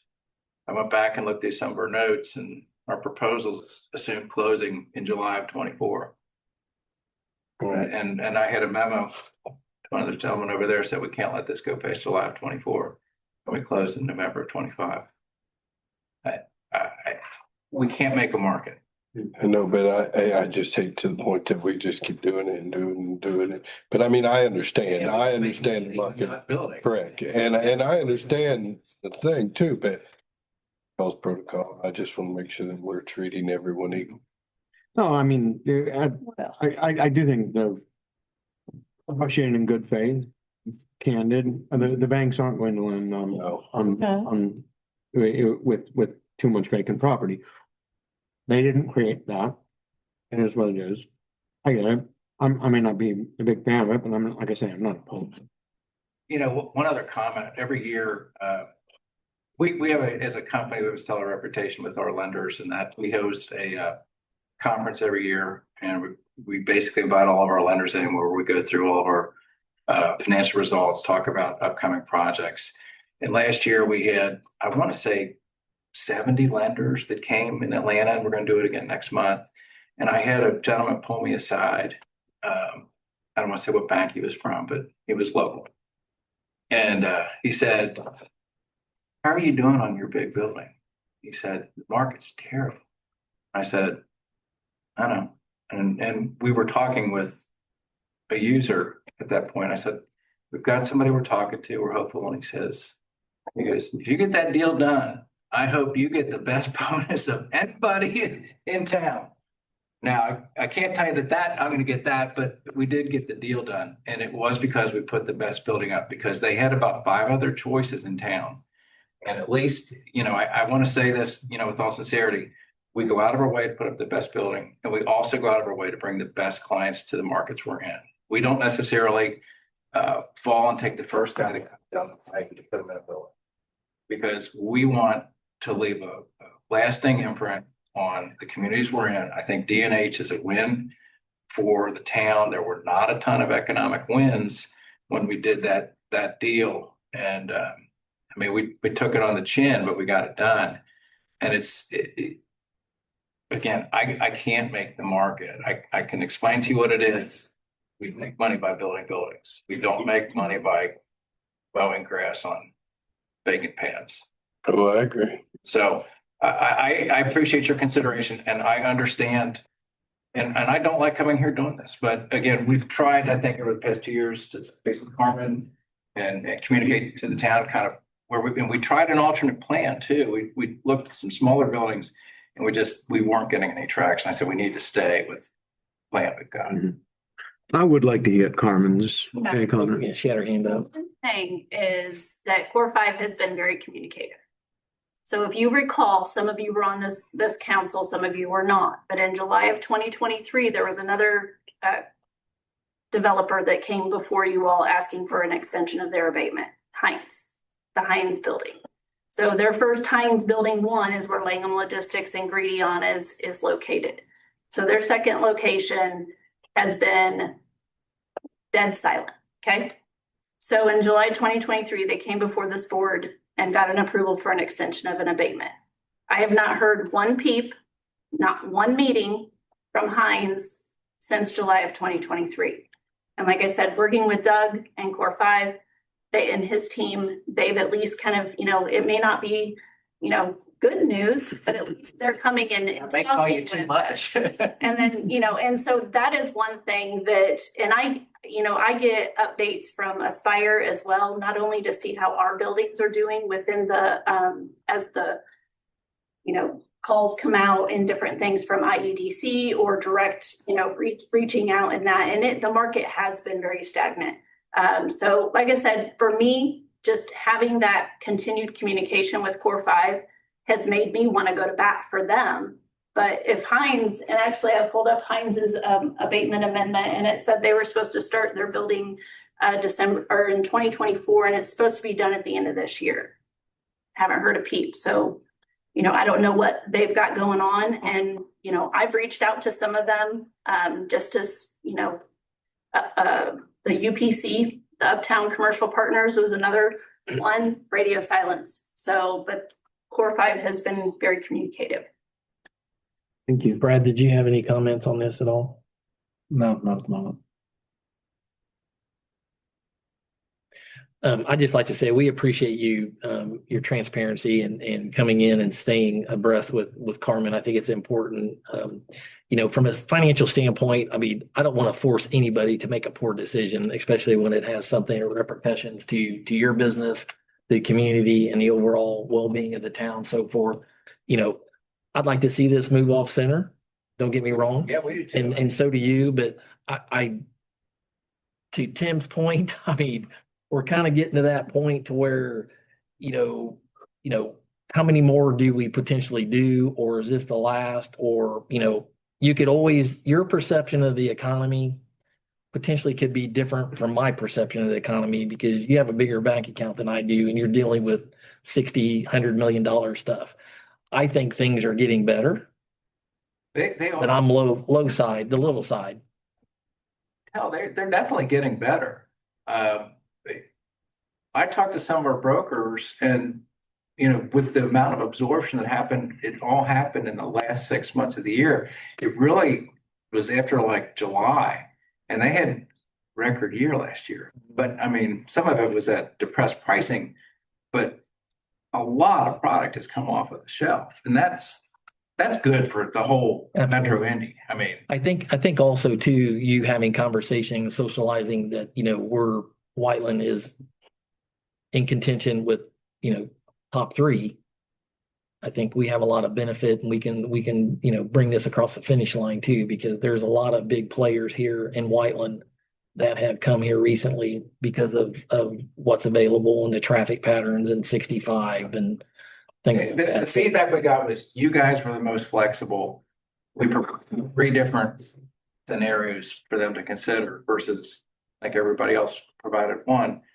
And it's like, we want to make something happen. I mean, the best thing we could do is it's a smaller project, but it's in multiple phases. And, those are great teams. Okay. And, Well, thank you very much for your presentation. Thank you, ma'am, for bringing us up to speed, and Carmen, the council. So, Mr. Watson, did you have anything you want to add, or from the SB1 being in compliance and so forth? Things okay, or do you have concerns? I have no concerns. It pretty straightforward. Just are asking for extension of time, both start and completion, and the way to document that and give your approval is through approving the second amended SB1 that they have provided, which is documented through the resolution that's been provided. So with that being said, and no other questions from the council, do we have a motion on the table, for or against? I make a motion to approve the amended SB1. I would suggest that motion be to approve the resolution 2026-02. Resolution 2026-02, amending the SB1. Have a second? I'll second. Being Joe, roll call, please. Tim Brown, Yes. Deb Hendrickson, Yes. Joe Saylor, Yes. Brad Godecker, Yes. and Richard Hill. Yes. All right, pass 5-0. we'll stay in touch with Carmen as this. Please do. Thank you so much. I to be honest with you, that's probably one of the biggest reasons that I voted for it. Yeah. Staying on top of it and getting, yeah. Thank you, especially when you hear Heinz and off the radar. Thank you.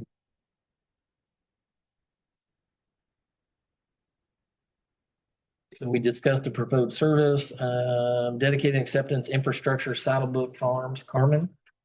Delegating. Oh, Mr. Patrick. Even got dressed up. Look at them shoes. But you said something about Elvis, so I want to do this way. That's right. Good evening. Thank you guys for your time tonight. So what I'm presenting is the dedication and the acceptance Saddlebrook Section 2A. We would like to request the following public improvements to be dedicated and accepted to the town of Whiteland, with the exceptions of erosion control, asphalt surface, filter walks, and monumentation. Those 4 entities will be in a performance bond at 125%. Pending legal counsel review of the bonds, all department heads, we've all completed our punch list items and inspections of the improvements that have been installed within Saddlebrook Farms. All of the improvements that are being dedicated and accepted, they'll be placed in a 3-year maintenance bonds, with the exception, you guys are probably privy to it last month, that the Briar Creek development, that the roll curbs will be placed into a 5-year maintenance bond.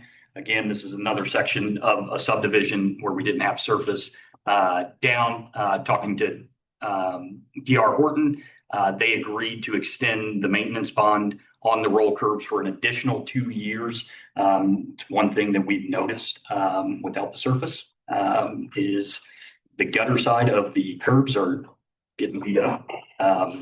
When we don't accept and dedicate things like snow removal, those types of things, those are still on the developer, right? And so when the developer's coming through, even though there's nobody occupying these places, they still plow some of their stuff. Some of them still get beat up with equipment and stuff like that. So we've asked for an extension of 2 years from the 3 years to the 5 years, which they agreed to. So like I said, the following items that you see, I gave you an updated. It's my first time introducing the bonds to everybody. So I had a revision left out two entities. Yeah, we have a great working relationship with DR Horton. And any questions you guys have, I'm more than happy to address at this point. Thank you for facing down the extension on some of those problems that we've had in the past. So thank you for being proactive on that, because sometimes those things have bit us in the rear end in the past. So kudos to you, sir. Any questions? Mr. Brown, you have any questions on this at all? No, sir. No. Debbie? Nope. Joe? Brown? No. I'll move to approve application acceptance of Saddlebrook Farms, section north, section 2A, pursuant to the provided documentation, subject to review of the bonds by legal counsel. Have a second on the motion? Sure. Debbie? Quick roll call? Yes. Deb Hendrickson, Yes. Joe Saylor, Yes. Brad Godecker, Yes. Richard Hill. Yes. That's 5-0.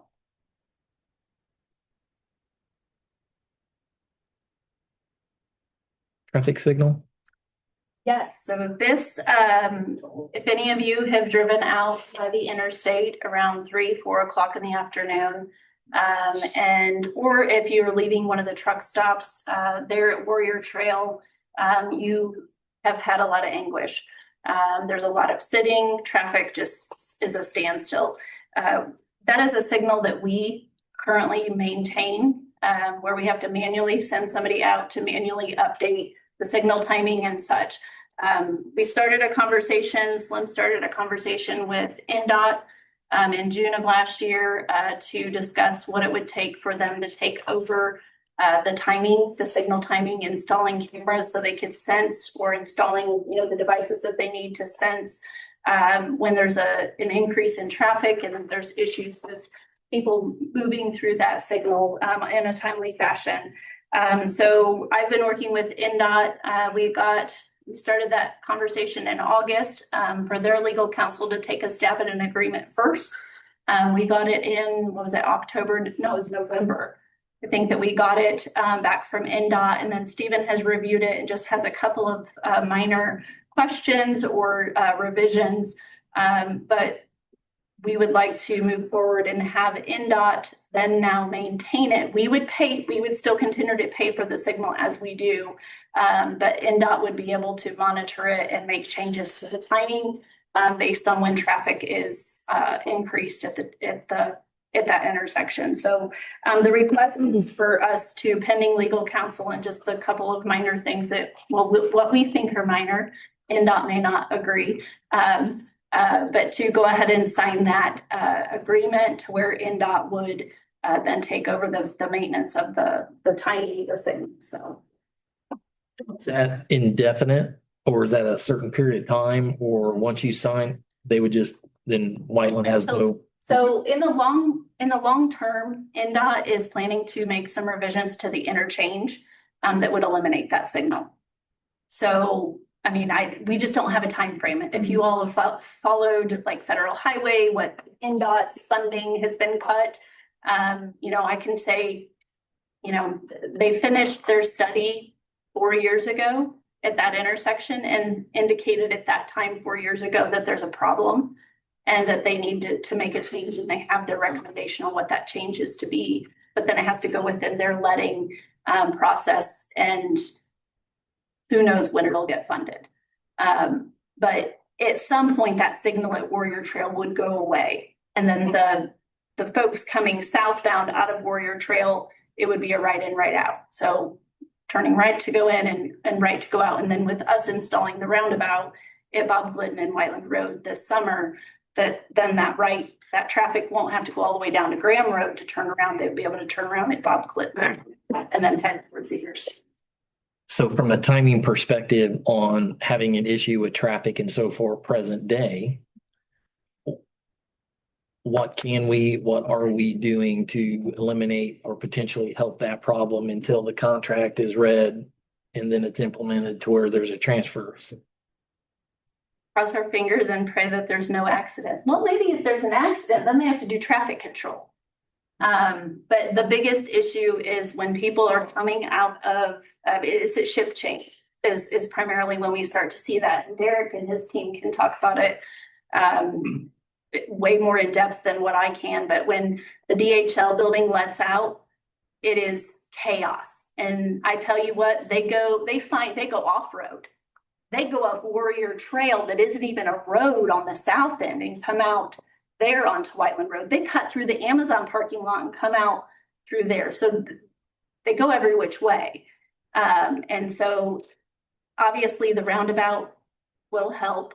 But then, you know, in the interim, and I hear from ABC cutting contractors all the time, it took them 30 minutes to get out because they're on the north end of Warrior Trail and it only lets like 2 semis out. And so that it's not going to solve it, but we're hoping it can help it.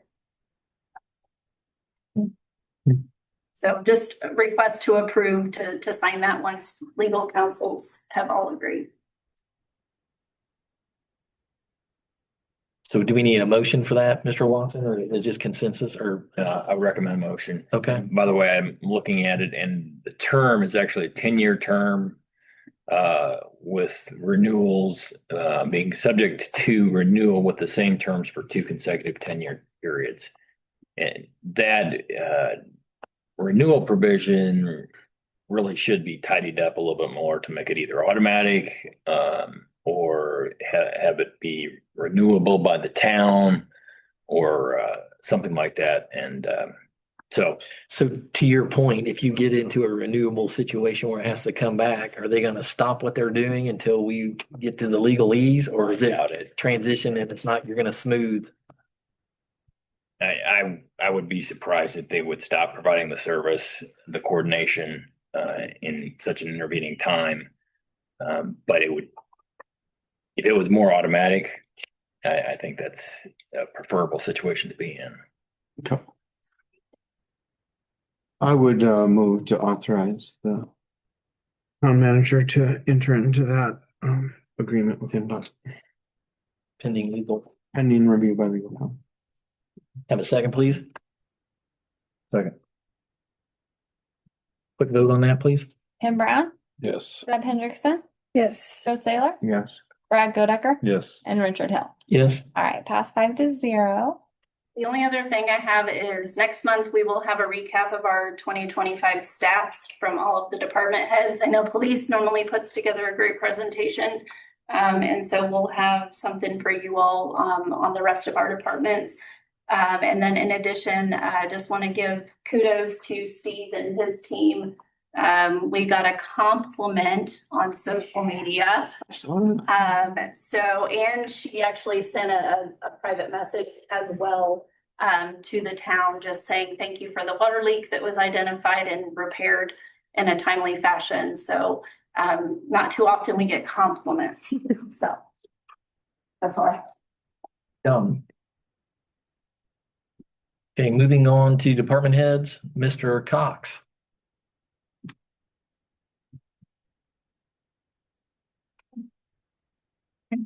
Yeah, pamphlet. Good evening. Thank you. You're welcome. Last week, usually has been working every day, day in, day out to get this. You're welcome. Our 2025 annual report for your viewing pleasure. If there's any questions about anything in the report tonight, next meeting, anytime, feel free to ask any questions. The only other thing I have for you tonight, we had our annual holiday party and award ceremony last month. That ceremony, every year we award an Officer of the Year award, the Otto Lewis Heading Officer of the Year. Last year, Chris Spear was the recipient of that award. Worked with him for almost 20 years now between different departments. His service has always been exemplary. He handles with the public great, provides great service to us. He's always the first one to volunteer. If there's everything that he's done, he always steps forward, and we're glad to have him and proud to give him that award. It's the first time I've been able to award one, and he was a great recipient for that. Congratulations. The other award we gave out was a 5-year service award. Chris Wilcher has been for 5 years now. That's all I have now. If there's any questions. Congratulations to Chris. So good job. So circling back to this pedestrian light thing. So are you and your officers helping with that during that time frame? So during the time frame, it's been rather chaotic, I guess. It's kind of, there's not a lot that we can really do without really being in the way of what's happening. We've gotten calls on some days. We've gotten 3 or 4 calls. Lights aren't working, traffic's not moving in. We've gone out and directed traffic to get it through. And there are times where we've gone weeks and not gotten any calls. Kind of know that during that time of the day, like was said, Amazon, DHL, they empty out. I don't know how many employees they have on a shift, but it's in the hundreds out onto the road at the same time that everybody's coming home from work and school's letting out, and everything kind of simultaneously goes through the same area at the same time. The light for ABC cutting and the businesses coming out southbound on Warrior Trail. The vehicles get out because somebody blocks the intersection trying to be that last vehicle through, and then by the time intersections get clear for another car to come through, the light's already turned. So I think the NDOT taking over the light, taking care of the management of it, and monitoring for video or whatever sensors that they use, would do nothing but help clear up that intersection. Okay. Thank you, sir. Appreciate it. Thank you, Chief.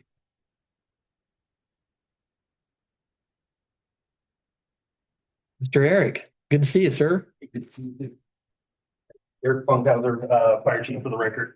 Got a couple things tonight that I wanted to touch on. The first one was I had a firefighter approach me and in regards to the stoplights and brought it to my attention that we do not have Opticom here in Whiteland. So do you guys understand what the Opticom system is? So it's the traffic preemption system that basically where fire trucks and police cars can control the stoplights as they're pulling up with their lights on.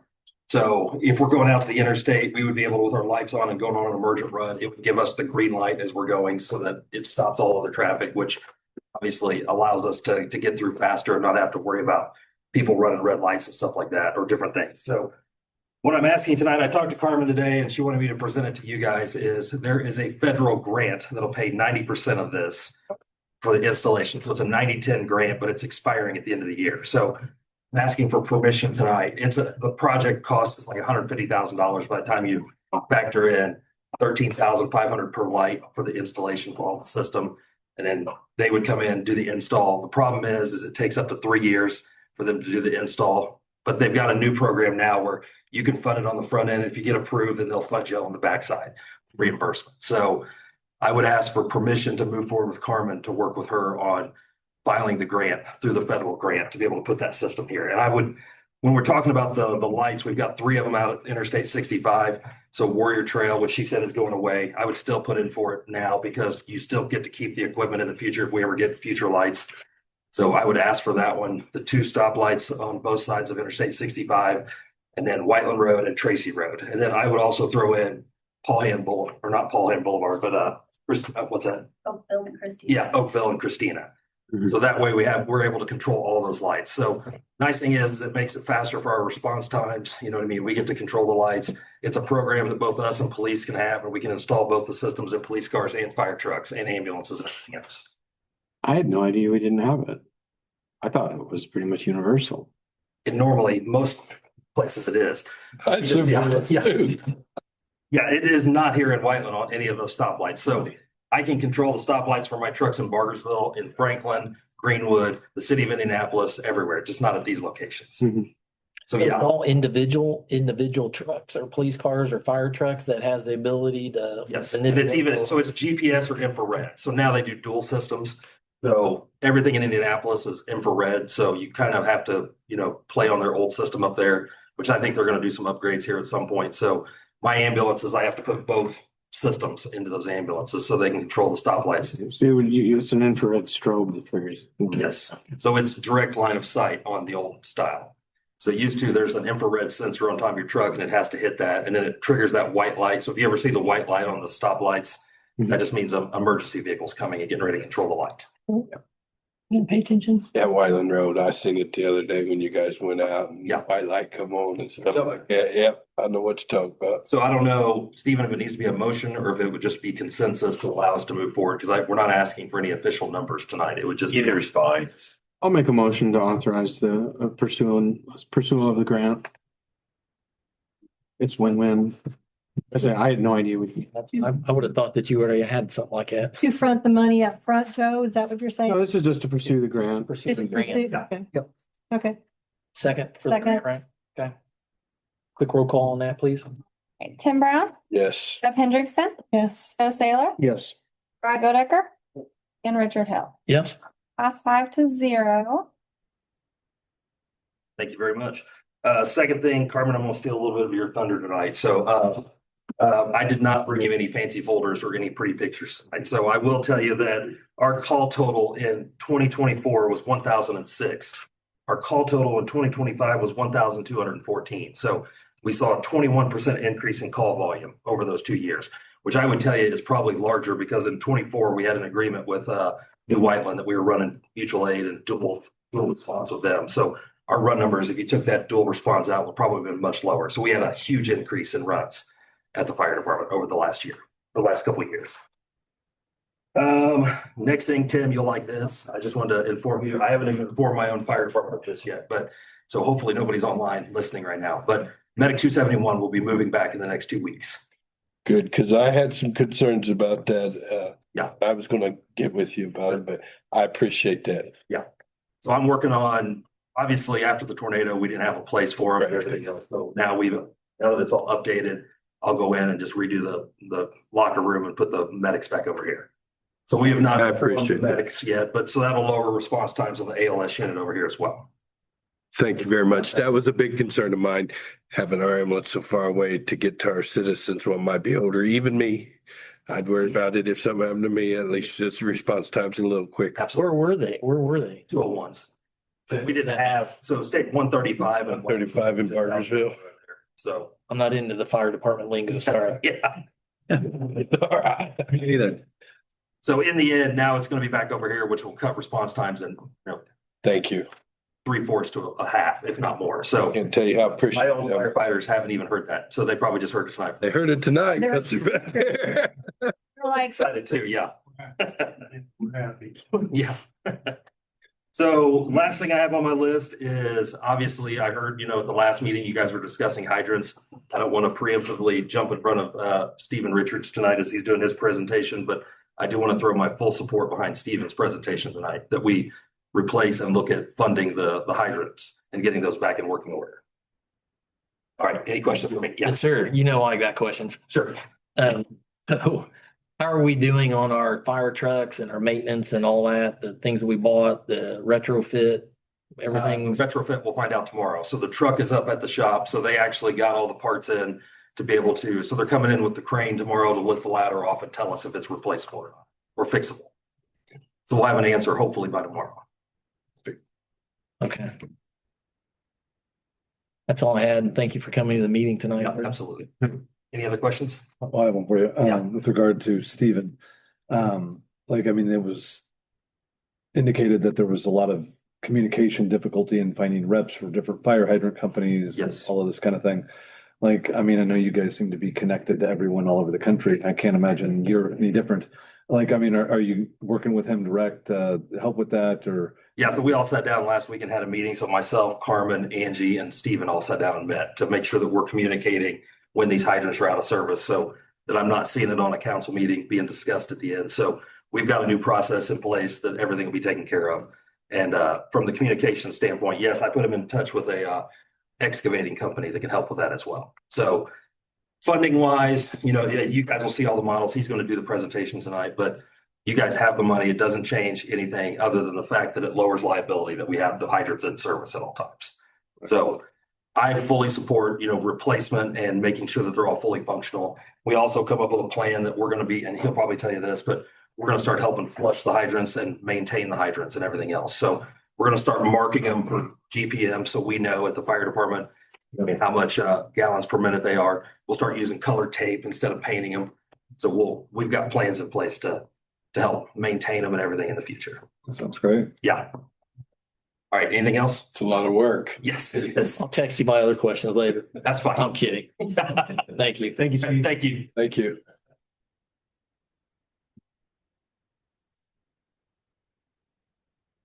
Armando, Evening, y'all. hello? Armando, DPW. I just want to provide a quick couple updates. We have that white fluffy stuff forecasted to come down. So we're still obviously battling some of the winter equipment and whatnot. Our mechanic John's gotten after it. We'll, as of today, we have 2 trucks that are operational, the larger salt trucks. One plow is down, so that gives us 1 full-size plow. All our smaller trucks are good to go. And we did procure the 2 salt beds, and we had the latest one installed just yesterday and picked up today. So we're moving in the right direction. We do have 1 truck, the Kenworth, that is completely out of commission. It was my recommendation to Carmen that we do not proceed with repairing that vehicle. We would look anywhere around $16,000 to $25,000 to try to get it up for the next couple months, but it's a vehicle that will not outlast this year. So we have to kind of make that call where it is a fiscal responsible to advise or bring it before you guys to say, hey, we need to repair this truck that quite frankly, the frame is rotted off the back. There's a sign, a speed sign that is holding up part of the bed, and it's just not something that we want to do. It is also one of our older trucks. So you will see something before you next week to try to divest get rid of that 1 truck. And, you know, help us for, you know, we can move that money and, you know, get some other vehicles, I guess in better shape. So pending any questions, that's where we stand right now with that, the salting and the winter gear. Tim, I just wanted to update you on the sheds. Tomorrow we have the largest shed being moved. Ad's already been laid at the firehouse for them to receive it. We'll have Hannah here at 8 in the morning. We'll get it moved. There's another one that's already been sold and spoken for.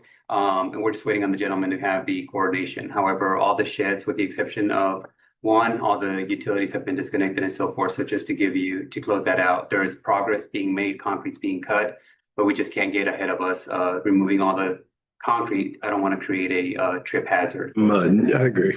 I just kind of wanted to provide that update. Okay, I got some questions for you. Salt, how are we at on salt? So I know there's a shortage right now. there is a shortage. I actually was on the phone today with Cargill and their supplier that brings our stuff. They brought us, I ordered 120 tons back before December. They brought us 40 tons. Right now I'm sitting around 85. Let's just say 80 tons of salt. I have another truck coming down tomorrow with 20 more tons to deliver. So I'll be sitting over 100 tons come tomorrow. They did have a shortage. They just got their first 2 trains in yesterday with salt. So yes, absolutely. Right, and then wanted to thank you for doing that hill. Last time I know it's not ours, but we do plow it, so New Orleans not really gonna, but I do appreciate you doing it because I noticed cars wasn't getting stuck going up it and I didn't have to cut through the parking lot to get around them. Yeah, no, and New Orleans and us work together great. I mean, we have a meeting coming up here soon, you know, we've been trying to kind of get together and whatnot, so we work together great. But no, thank you for bringing it up. I do appreciate the work you do. Now, here's another question for you. Where are we at on the town garage? Carmen, is this you? Yeah, next week. So we have a meeting next week. We'll have a meeting with engineer next week. We'll sit down and go you know, for what we currently have and just get it moving forward. So come next month, when I present my stats and whatnot to you, I'll have an answer on the way forward, because it's not just that, obviously, there's the cell farm, there's the sewer and so forth, so on, you know, that and moving forward. Right, because it's time. I mean, it's been a long time. The guys need their shop. Mechanics, everybody needs it cleaned up. And then another thing I want to bring up, where are we at cleaning that area up where all that debris's been dumped for years? Yes, absolutely. So I had a discussion with Alan Whitaker actually a while back ago of how much he would charge us to get some of that stuff out of there, right? I estimate that we have around 150 to 200 truckloads, triaxle loads worth of material. Yeah. Yes. Oh, my. It's something that you're absolutely right, has happened, and I went back and looked at pictures in Beacon, and it's been over 30 years.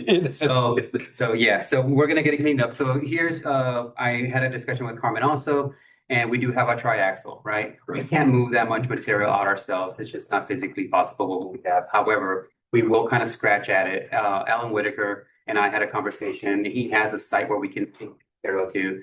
He will not even, he's gonna help us out with moving and pushing the material out there.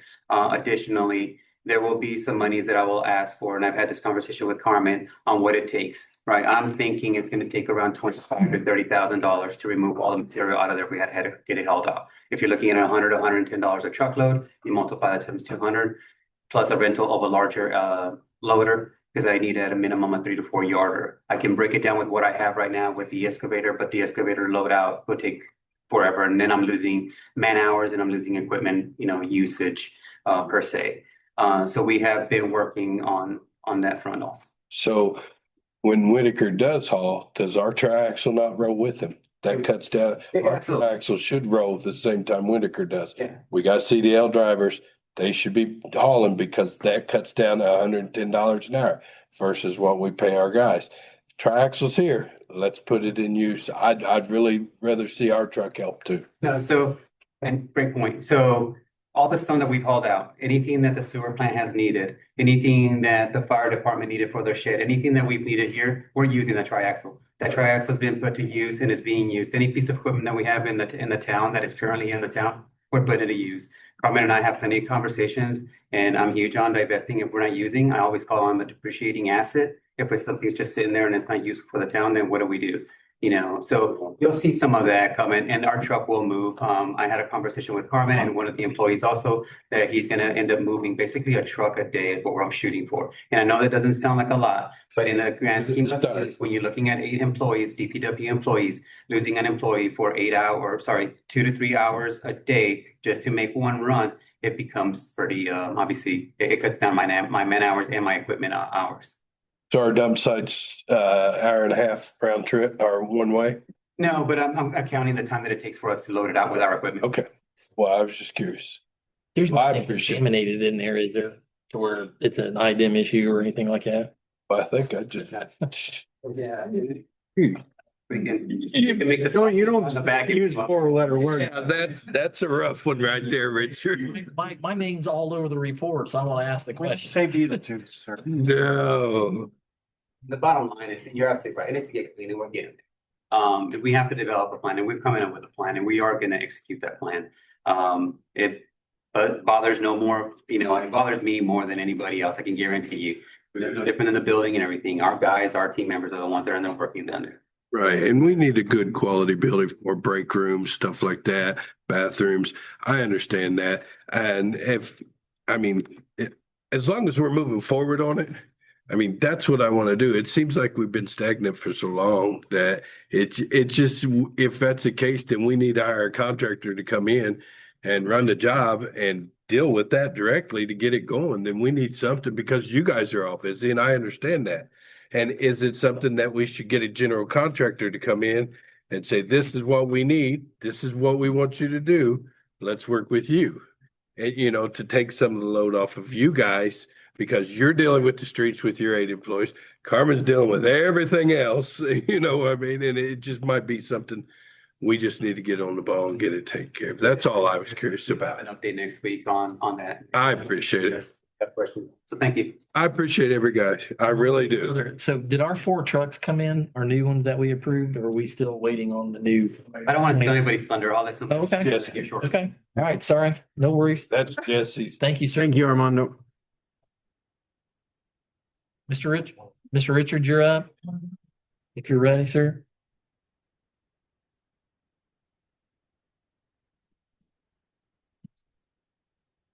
Good evening, everyone. Our outsiders need to replace. I reached out to a couple different contractors. Only one was able to actually furnish me a quote. The other one, they're not interested. So the original quotes that we had was a company that could do the insert valves themselves. The only company that was willing to submit, the few that I reached out to, cannot do the insert valve themselves. Instead, they have to contract it out. And just for reference, the original company that I had proposed to you at $2,300 per insert valve. The other company, $7,800, because they had to sub it out. Okay. So just to give you a ballpark number here, the secondary quote come in. This is no parts. This is just their labor. 20,000 per hydrant. 20,000 per hydrant. Per hydrant. That's the one who has to sub out. Yes, They don't want to work, do they? I don't think so. Yeah, they're bidding it high enough. If they get it, they'll make money. If they're not, it's Yeah, not worth. it's a known tactic. Yeah, it is. It's high. Original company. And I'm not throwing in the cost of materials because we will get that ourselves because we'll get it at a cheaper rate. Between 75 and 9,800 per hydrant, and that's with 2 insert valves. That includes the inserted valves. Does not include the hydrant itself. Yeah, the hydrant, any To additional. supply the Yeah. material, but that includes the valves that the one person quoted 2,300, so that's 46, and then Yeah, so my ask is for you guys to authorize the town manager to agree to these. To the first quotes that we got initially. It's a reputable contractor. I mean, I spent 23 hours on a dig site with them. It's a family owned company. They stand behind their work. When I call, I'm not talking to a service rep or anything. I'm talking to the owners of the company. And they're real quick to fix anything that may have gone wrong. You know, they'll show up. If I have to call the owner because I don't like what his crew's doing, maybe 2 o'clock in the morning, he will come out. We've spoken at great length of this. They just overall, they stand behind their work. I've been very pleased. They're willing to tackle it. You know, he's asking me constantly for updates, what else I might need. And I mean, his overall breakdown goes, and the numbers I'm giving you are worst case scenario. You know, whether it's developed paved area, developed unpaved area, just undeveloped area. You know, we've got a few areas where hydrants, you know, granted these ones aren't out of service, but they're not developed. It's just a water line out there with hydrants on it. Runs all the way from Holbrook, all the way from Gateway, across Graham. There's that number, and those numbers change and they go down. So my ask would be that you authorize Carmen to move forward with this per hydrant. That's a set amount. If you guys want to put a not to exceed amount per hydrant, however you want to do that. But we really need to get this going. Steve, real quick, so you're about 10 grand per hydrant, worst case, and that's a 2 valves plus materials. So That's not including material. That's not including well, materials. adding materials, I didn't use the word plus, add on, so added materials, so how many hydrants are we targeting? Initially, And what's the total value of this hydrant project for 2026? the what? Say The again. total overall value. Wasn't there 10 hydrants? There's 10 that are out of service. Not all need replaced. But right now I'm focused on the 3 over here in Spring Hill. Right now, I believe it's over 1,000 foot lay length for the fire department to be able to get water down Pinedale and Springdale. Because those 3 hydrants that service that area are just completely out of service. And these are the old Kennedys. Once again, I reached out to Kennedy. Kennedy they're quiet. They won't say anything.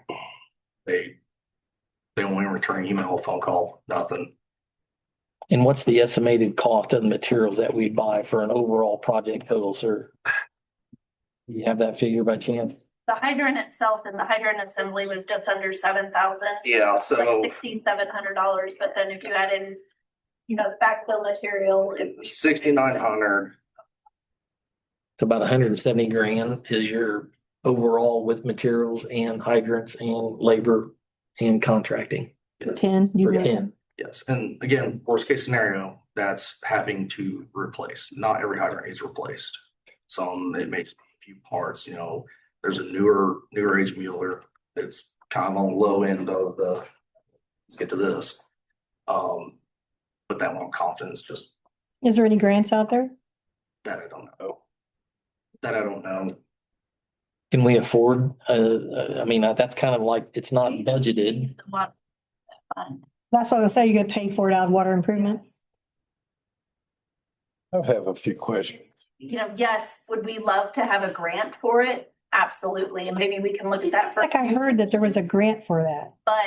But we also, it's a public safety issue. We Gotta get- gotta move on fire hydrant. Yeah, This is absolutely. public safety. I would absolutely Go ahead. support any grant that we could pursue.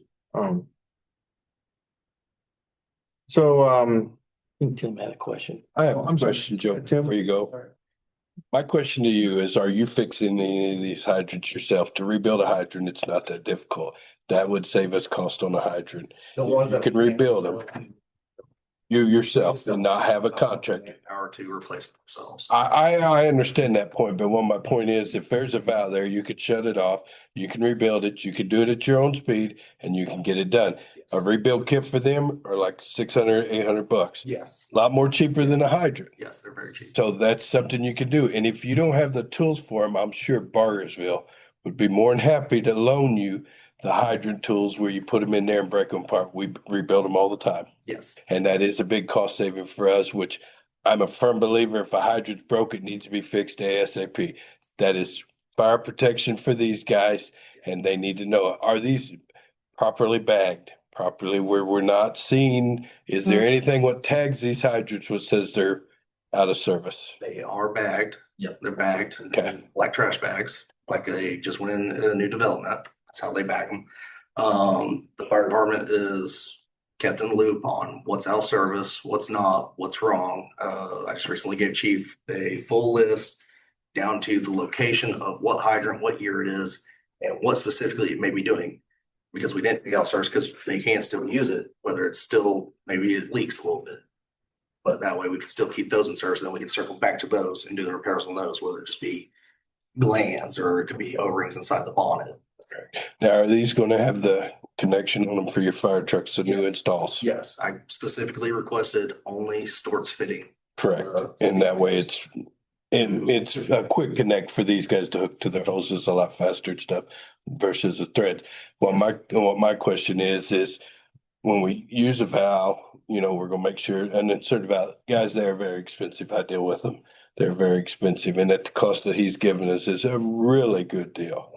For when they first come out, they were just a bad, high price. Poindexter has their own people what do insert valves. They've done a few for us. But so the price you're giving is not bad. This is how I feel, and it's just me.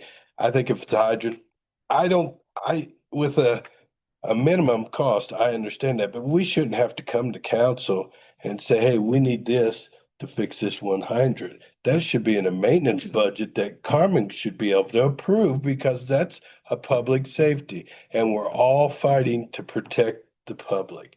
And if they got to wait and come in here another month and then pursue this and they get two bids. She probably wouldn't have, Right. if there was only one, she probably wouldn't have come to us.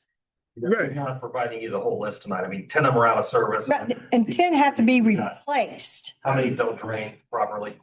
I believe there's 7 that don't drain. We've got some that are Caps are leaking. Well, the draining issue you can fix yourself. easy. That you dig it up, you put number 8 stone down, you're good to go. That's nothing what can't be taken care of out in the field. But when it comes to this safety thing, we need to stay on top of it. And if it's one hydrant, now you're asking for a lot. I understand that's It's a big ask. It's gonna done in decades. correct. And I've not seen these hydrants be painted, maintenance or anything since I've lived in Whiteland. 25 years, I've not seen a hydrant in my addition get painted. Not once. 4 years ago. Not where my son lives. That one's not been painted. The one around in the cul-de-sac by me's not been painted. So I'm okay with doing it. Yeah, I'm okay with you guys doing the maintenance and stuff. Absolutely. But, we got to work together. But that is my number one thing is making sure that the fire department's got what they need. And Is an operative, they're talking about doing it, per standards twice a year. Uh-huh. So we'll go out twice a year, flush the hydrants and just maintain all the hydrants. I think that's a great thing because you've actually helped us in our area find a bad hydrant and stuff like that. So it does work on both the fire department working with it. Right. And it works for both sides, but I'm a big supporter in this on anything what protects our public. I'm a big supporter on anything like that. So I kind of understand this. I know it stinks because we got 10 of them right out of the gate, but we've not known it for a while. So it is a big cost, but Luckily, it was me that found them, not the fire department in this situation. in emergency Right. situations. So Comment, Joe? I've forgotten it. Yeah. sorry, Joe. Oh, you're fine. You're fine. Oh, I think I was just gonna ask, I was just gonna ask you to clarify, what is the ask tonight? The ask is at least for these fire hydrants to remove what is your cap? Well, I think the key thing is to enter into an agreement with Lawyer Excavating to have them do what is beyond our team's capabilities on hydrants. And I think the key for it first, we wanted it to be project-based. We do plan to come back and talk about contractors we'd like to use in emergency situations, after hours, things like that. But it would be specifically to work with Lawyer to help us on the contracting side of things with the hydrant replacements. So right now there's 10, but I don't know if you want to limit it to just the 10 because they might be able to assist us with some of these other. I guess I was just asking, what kind of not to exceed do you want? 1,000 per hydrant. Exceed itself, but Is that Well, no, I mean, just for obviously, but I mean, just for this preliminary, whatever.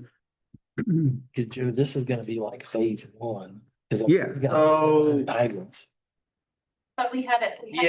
I've got it told up here and I thought it was like $15,000-$16,000. yeah, and it can vary. Worst case scenario. That's, Yeah, that's what really I wanted. So I want to know your worst case scenario number. worst case scenario. 200 grand, throw 200. Okay. away, Joe.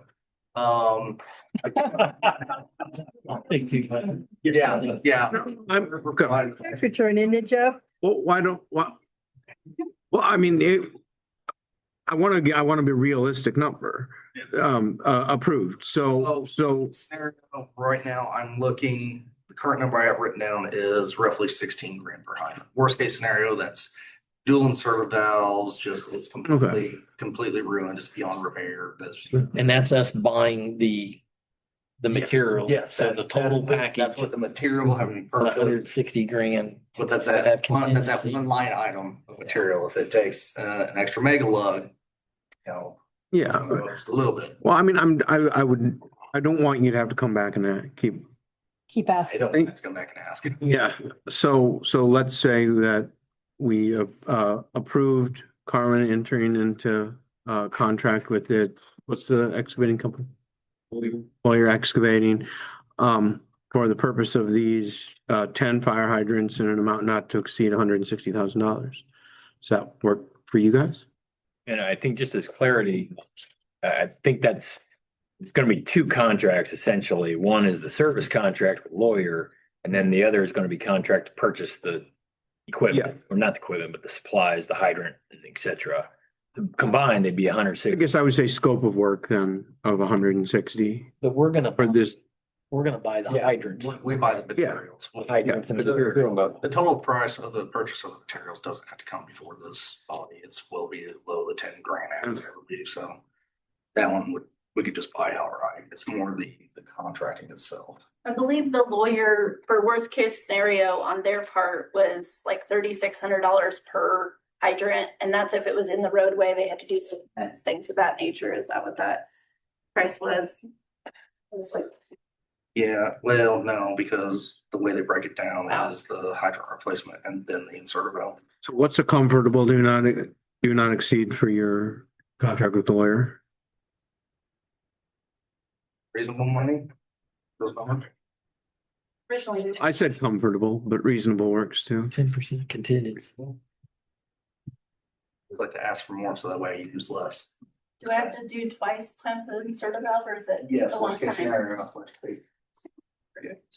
9680, 76. Without materials. so Without materials. 96,800. Okay, so let's call it 100 for now, and if you need more, just come back and let us know.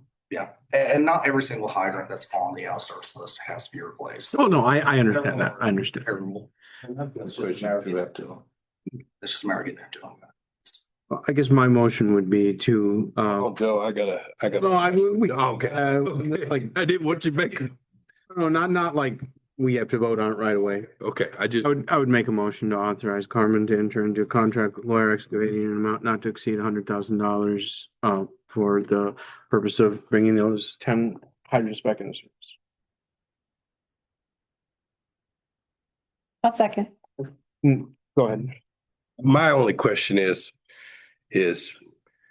your team capable after we get these 10 hydrants, if a hydrant needs to be replaced, to do it yourself if you have a valve in sight or a surface or an insert of output in?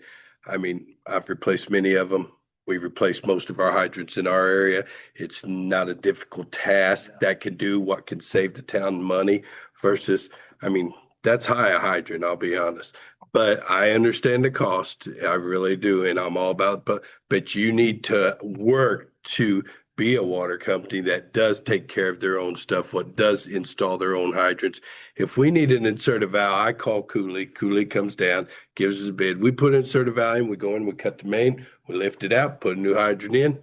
4 hours, 5 hours, you're done. And we do it with a minimum of 3 people too. So we do have a short staff on other things, and it's something what's not a difficult task to do. So I just want to make sure that we're achieving to be that person, to be that way for the town, that we don't have to come in here and say, hey, we're going to need $100,000 to replace 10 more hydrants. I'd like to see our guys do it. I'm sure you're capable of it.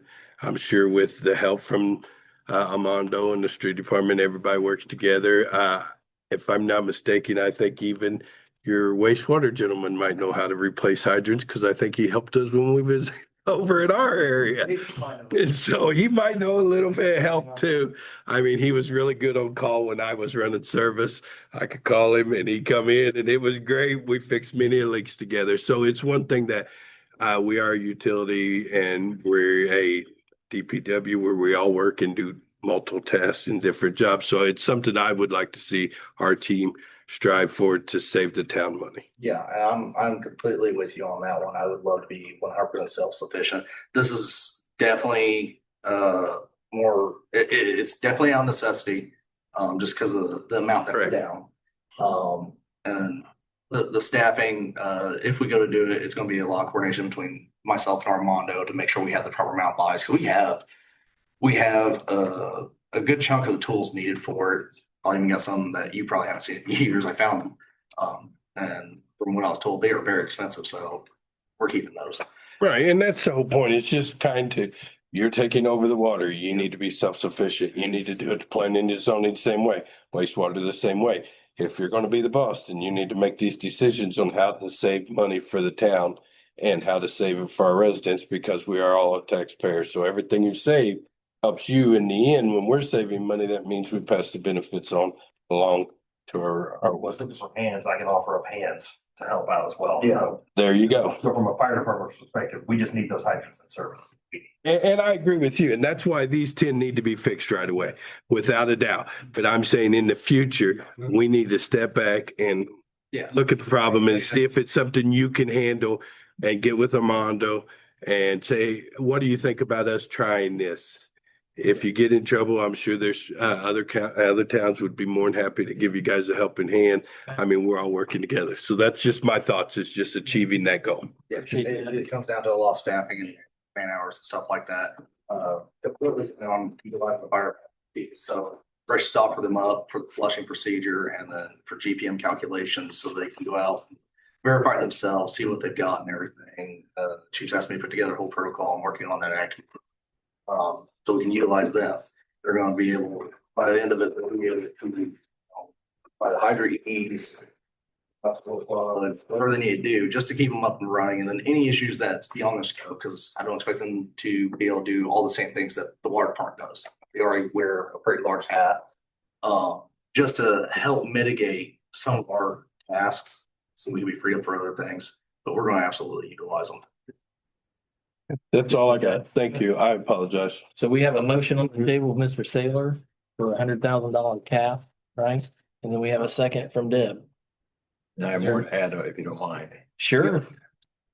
I was reviewing the purchasing authority granted to your purchasing agents, would include, of course, Carmen. And the reference $10,000, that is the general cap authority.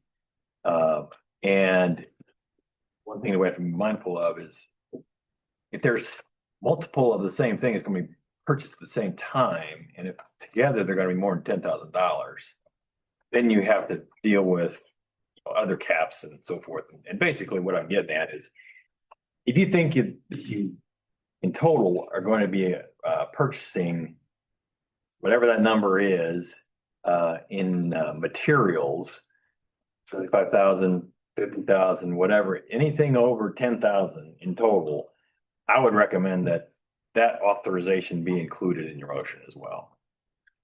You know, I'm happy to do that if someone will give me a number.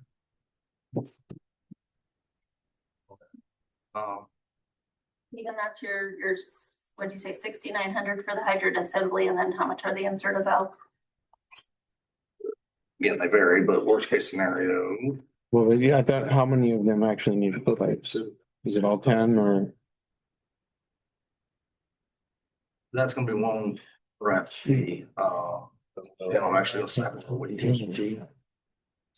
Cover the cost and then- If it's Kennedy at this point, they're not wanna even cooperate. I say just swap them.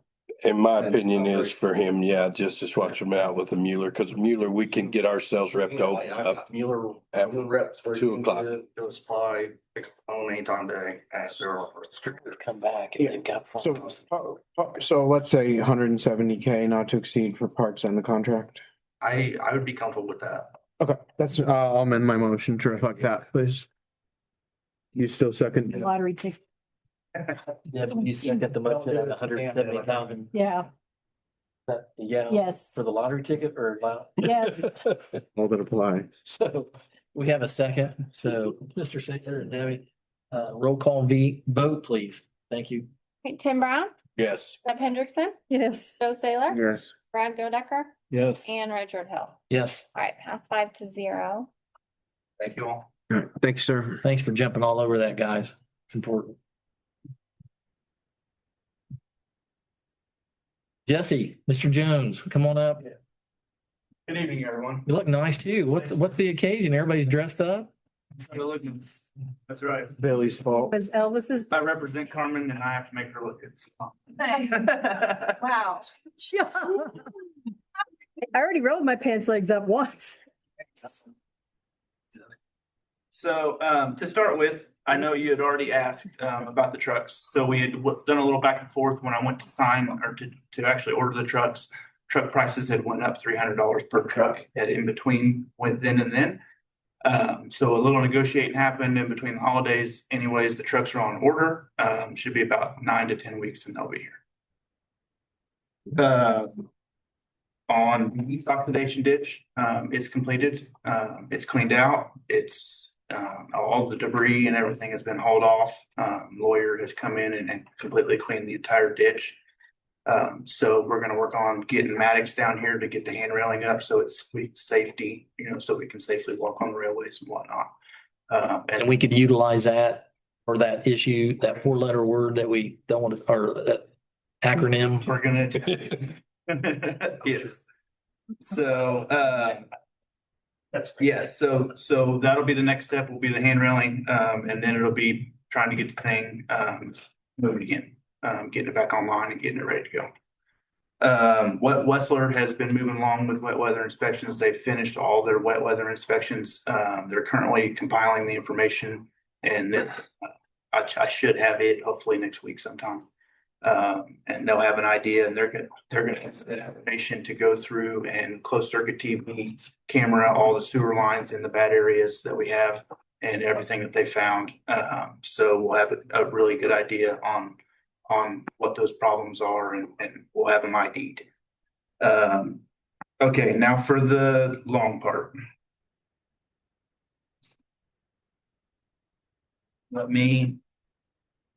Yeah, you just want to give their. You. Thank you.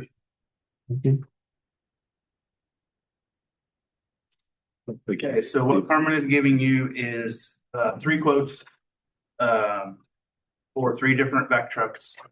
I want to start by kind of painting the picture for you guys.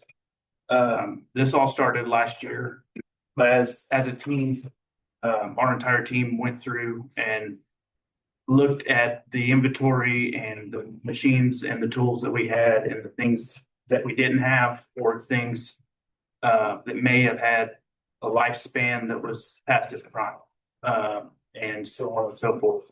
So during those meetings, the team came together, ultimately decided that we all believe it's best to move forward with the vac truck. It would benefit many departments, wastewater, water, and stormwater.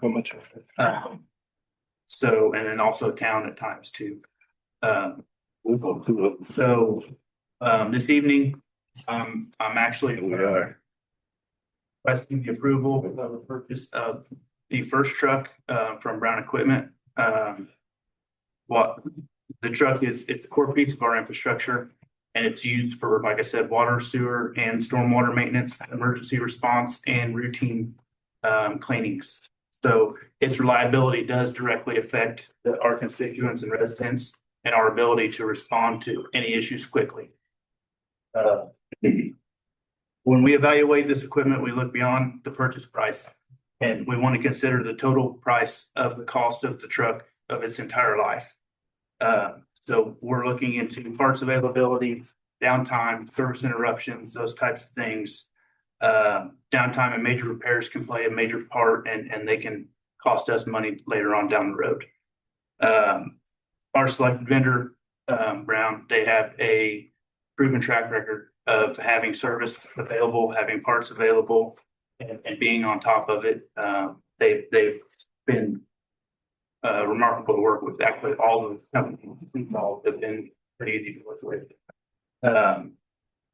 So tonight I'm asking that you approve, which is budgeted for, I think Carmen had it in the budget for $750,000. I'm asking to approve $550,000 for the purchase of the vac truck from Brown Equipment. I do want to make a couple notes. That truck in particular is on the assembly line right now. So it is a last year's model truck. If we do not purchase this truck, if we get another quote, it will be $30,000 more. So with that being said, do we have any questions? I guess. I got some. Sure. All right. No, absolutely. I think you used them all up on the last one. I know. Wait till you get to me. One single axle, is it? Yes. Okay, that's what I was kind of curious at. And 2, we all know dumping our sludge from the water department. I really don't want it dumped over there, or unless you're going to build something what can hold all this mud and stuff like that. That's a concern of mine. I'm running into it in our area. I've got to rent a dozer and push all this off and stay on top of it. That's a real concern of mine is, are we going to be, because you can't dump it at the sewer plant or the wastewater plant, excuse me. And you got to dump yours there and there's over there that separates it. I did do some research and read all the information you sent me. I pulled ours back up again and our state's flat out, you can't do it, but you're good to go. That works for me. As long as we got to sign off, then we can't get in trouble. And that's the whole thing. I do appreciate all the work that you did follow up on that. The thing about it is just making sure that in between times, if this goes to a water lake, that we're sanitary? Are you gonna get it separate tubes for? So what I can Water. present to you is, here's a protocol for sanitizing the truck. Yep. And per recommendations, anytime we do sanitation or wastewater, we can sanitize the truck afterwards.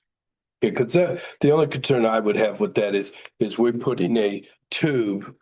What goes down and sucks everything out, wastewater, you're jetting. When you jet, you have your tube going on, that way it sucks all the waste out of it. Well, I don't want to see us go out and suck up a water leak and put that same tube without it being sanitary in a main break.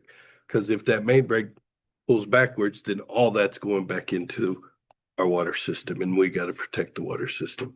So that's one of my concerns, is just making sure that, I mean, if you have extra tubes, one for the water company, one for the wastewater company, that's not a bad idea to. And that was kind of our intent, I think, was to keep the tube that's on our current back truck and keep it for the new truck. One thing I didn't mention is our current back truck is down also. The hydraulic lines in the boom blew the other day when we were doing lift stations. Guys, I said they were doing lift stations. So that'll be a major expense to fix that on it in its own. So. And my question is did you get a trade-in value by any chance? I did. I don't know that it's on this. I don't know that it's on this Brown quote, but I do know they'll work with us because we took it to them to have it fixed. And I know on another quote, he said he wanted to try to help us out. So I did get a trade-in on the original quote, but not on this truck per se. He was trying to get this in for me so that we could be on the cheaper side. We got last year's truck, basically.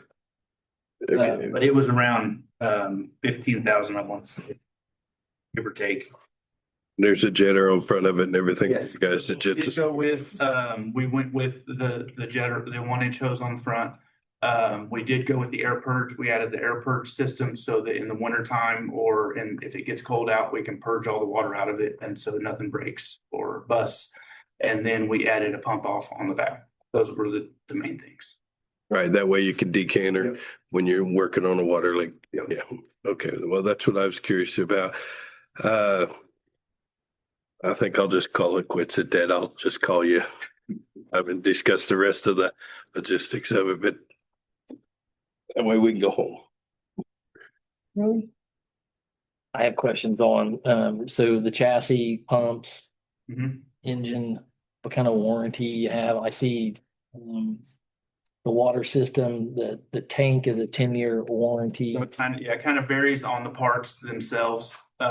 Versus the chassis has its own warranty, and then the engine will have its own warranty, and so on and so forth. The poly tanks, I believe they're the poly tanks on this one. They're lifetime. I do know that. I don't want to speak out of turn on the Yeah, warranty. I would ask that the chassis, the motor or the engine and stuff like that is spelled out as warranty on some of that. Is it 3 year, so many miles or, like a standard truck? Be an amount of years. I'm not for sure on that. So right quick, so the engine itself, it's a 5-year warranty. The truck itself will carry a 1 year when it comes to the bumps and so forth, so on. And the tanks it's a lifetime warranty on all the poly tanks. One of the things that Brown is willing to do for us also is that around the 10-month mark, right? Because a lot of the components are only a year when it comes to the actual unit itself. They're going to go ahead and take that back to their shop, do a once over, go through the entire machine and capture anything that is a warranty type item and go ahead and retrofit and or, address it at that point in time so that 10-month, 11th-month period timeframe, we'll go ahead and receive basically another brand new unit in return. Now the engine, the fans and everything else, they do have their own, but the engine and whatnot is 5 years. The chassis, it carries basically the same manufacturer warranty that a vehicle would have. And we'll make sure that that's depicted on there. But I just wanted to add that. And when it comes to the old truck, just so you have an idea and understanding where we're at, that truck in the past, I would say 8 months, there's been over $20,000 put into that truck just to keep it running. And that's just a single purpose machine. You know them very well. That's a low pressure machine, which we can't do any hydro excavating. This machine will far outlast any of us being here. And it is a 20-year investment that you're looking to make when it comes to one of these machines, if well maintained and kept, in good working order. Does Brown do the chassis And they take the warranty on the chassis too, because like I know other companies, they have the back and then they gotta send the truck out to get repaired. Is Brown the same way? No, they do on the ground, which is why So we they, kind they of. take care of truck and all. So that's kind of why we went with them. They have a simple system, 12-volt electrical system. There's no extra computers, no extra. So when the warranty is over, our mechanic will be able to work on it, pretty fairly easy. Also,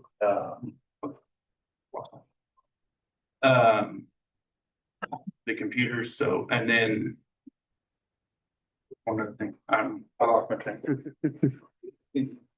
I have another question.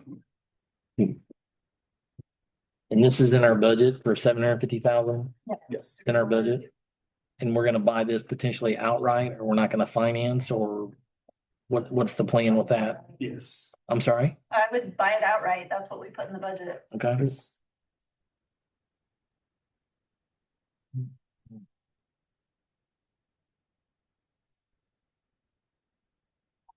Any other questions?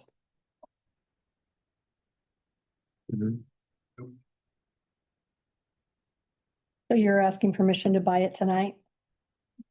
If possible, yes, because if that truck gets sold before I get to it, then it's gonna be $30,000 more. So from a standpoint, well, we're not gonna finance it, so we don't need to review the No. contract. I would just ask clarification in writing on some of the warranty items. You know, I know Armando, but I didn't see that 5-year on the chassis and engine and so forth. Yep. I would ask that you get clarification. Similar to the water tanks, 10-year warranty needs to be probably spelled out, so we have documentation. Now, is this set up with lights and all, or are you guys gonna have to come back and ask for more money, put lights, decals and all that? We already have the decals, Yeah, this has lights, And it's got the strobes and everything like the that. backlight and the whole thing, yeah. Okay, just curious. There's no additional accessories that need to be bought, like when you're buying a police car. Maybe a nozzle Truck or something. sewer nozzle or something, but other than that, shouldn't be, no. That'd be more of a maintenance item that you buy and stick on the shelf and hold in case one breaks and Yep, and we're, machines. we're keeping, we have knowledge on everything. Correct. And so 550,000 is the max for that, right? Yeah, that's the quote. That's what it is. Okay, well, I'll make a motion to purchase with Brown the vac truck as quoted for $550,000. We'll second that. You sure on the second, Tim? Yeah, but please take care of it. I can't stress that out enough. I've stressed a little bit is we need to get these barns going so that we have somewhere to put it. That's my big thing right now. Now we don't have a Already barn to get put going. it in, and then it's sitting in there, but yeah, you're right. Please take care of it. We'll get that till take. And it will actually be here. Okay, please just take care of it. Haley, can we do a quick roll call on this, please? Tim Brown, Yes. Hendrickson, Yes, Joe Saylor, Yes. Brad Godecker, Yes. and Richard Hill. Yes. Pass 5-0. no, yes. Yeah, I'm, A lot of money. Richard, I will get you the warranty information. You don't have to. Please. Yep. we need it. We do need the machine. Started with this about 800,000 each. Yeah, but ours are tandems.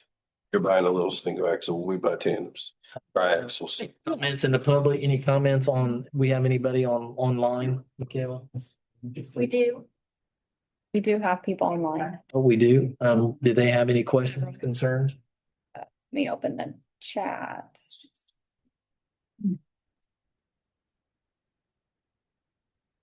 Probably make an announcement that if anyone wants to speak, to raise their hand.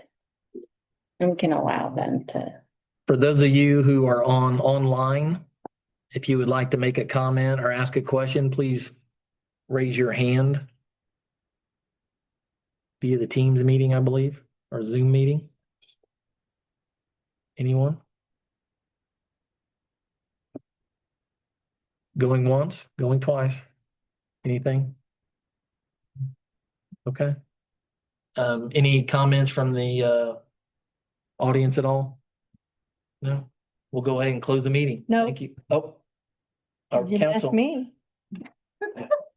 That's the vice president. I'm sorry, does council have any I comments? just want to make a statement. I want to thank Billy and Carmen for having a meeting with Culvers on staging and taking care of that situation because it was really creating a dangerous situation at this at US 31 in Briar Hill. And they took care of it. So I just want to thank you for doing that. John, anything else from the council? Okay, meeting adjourned. Just leave. You did that. I know, I wanted him to hit it. That's the whole point of being official. You running?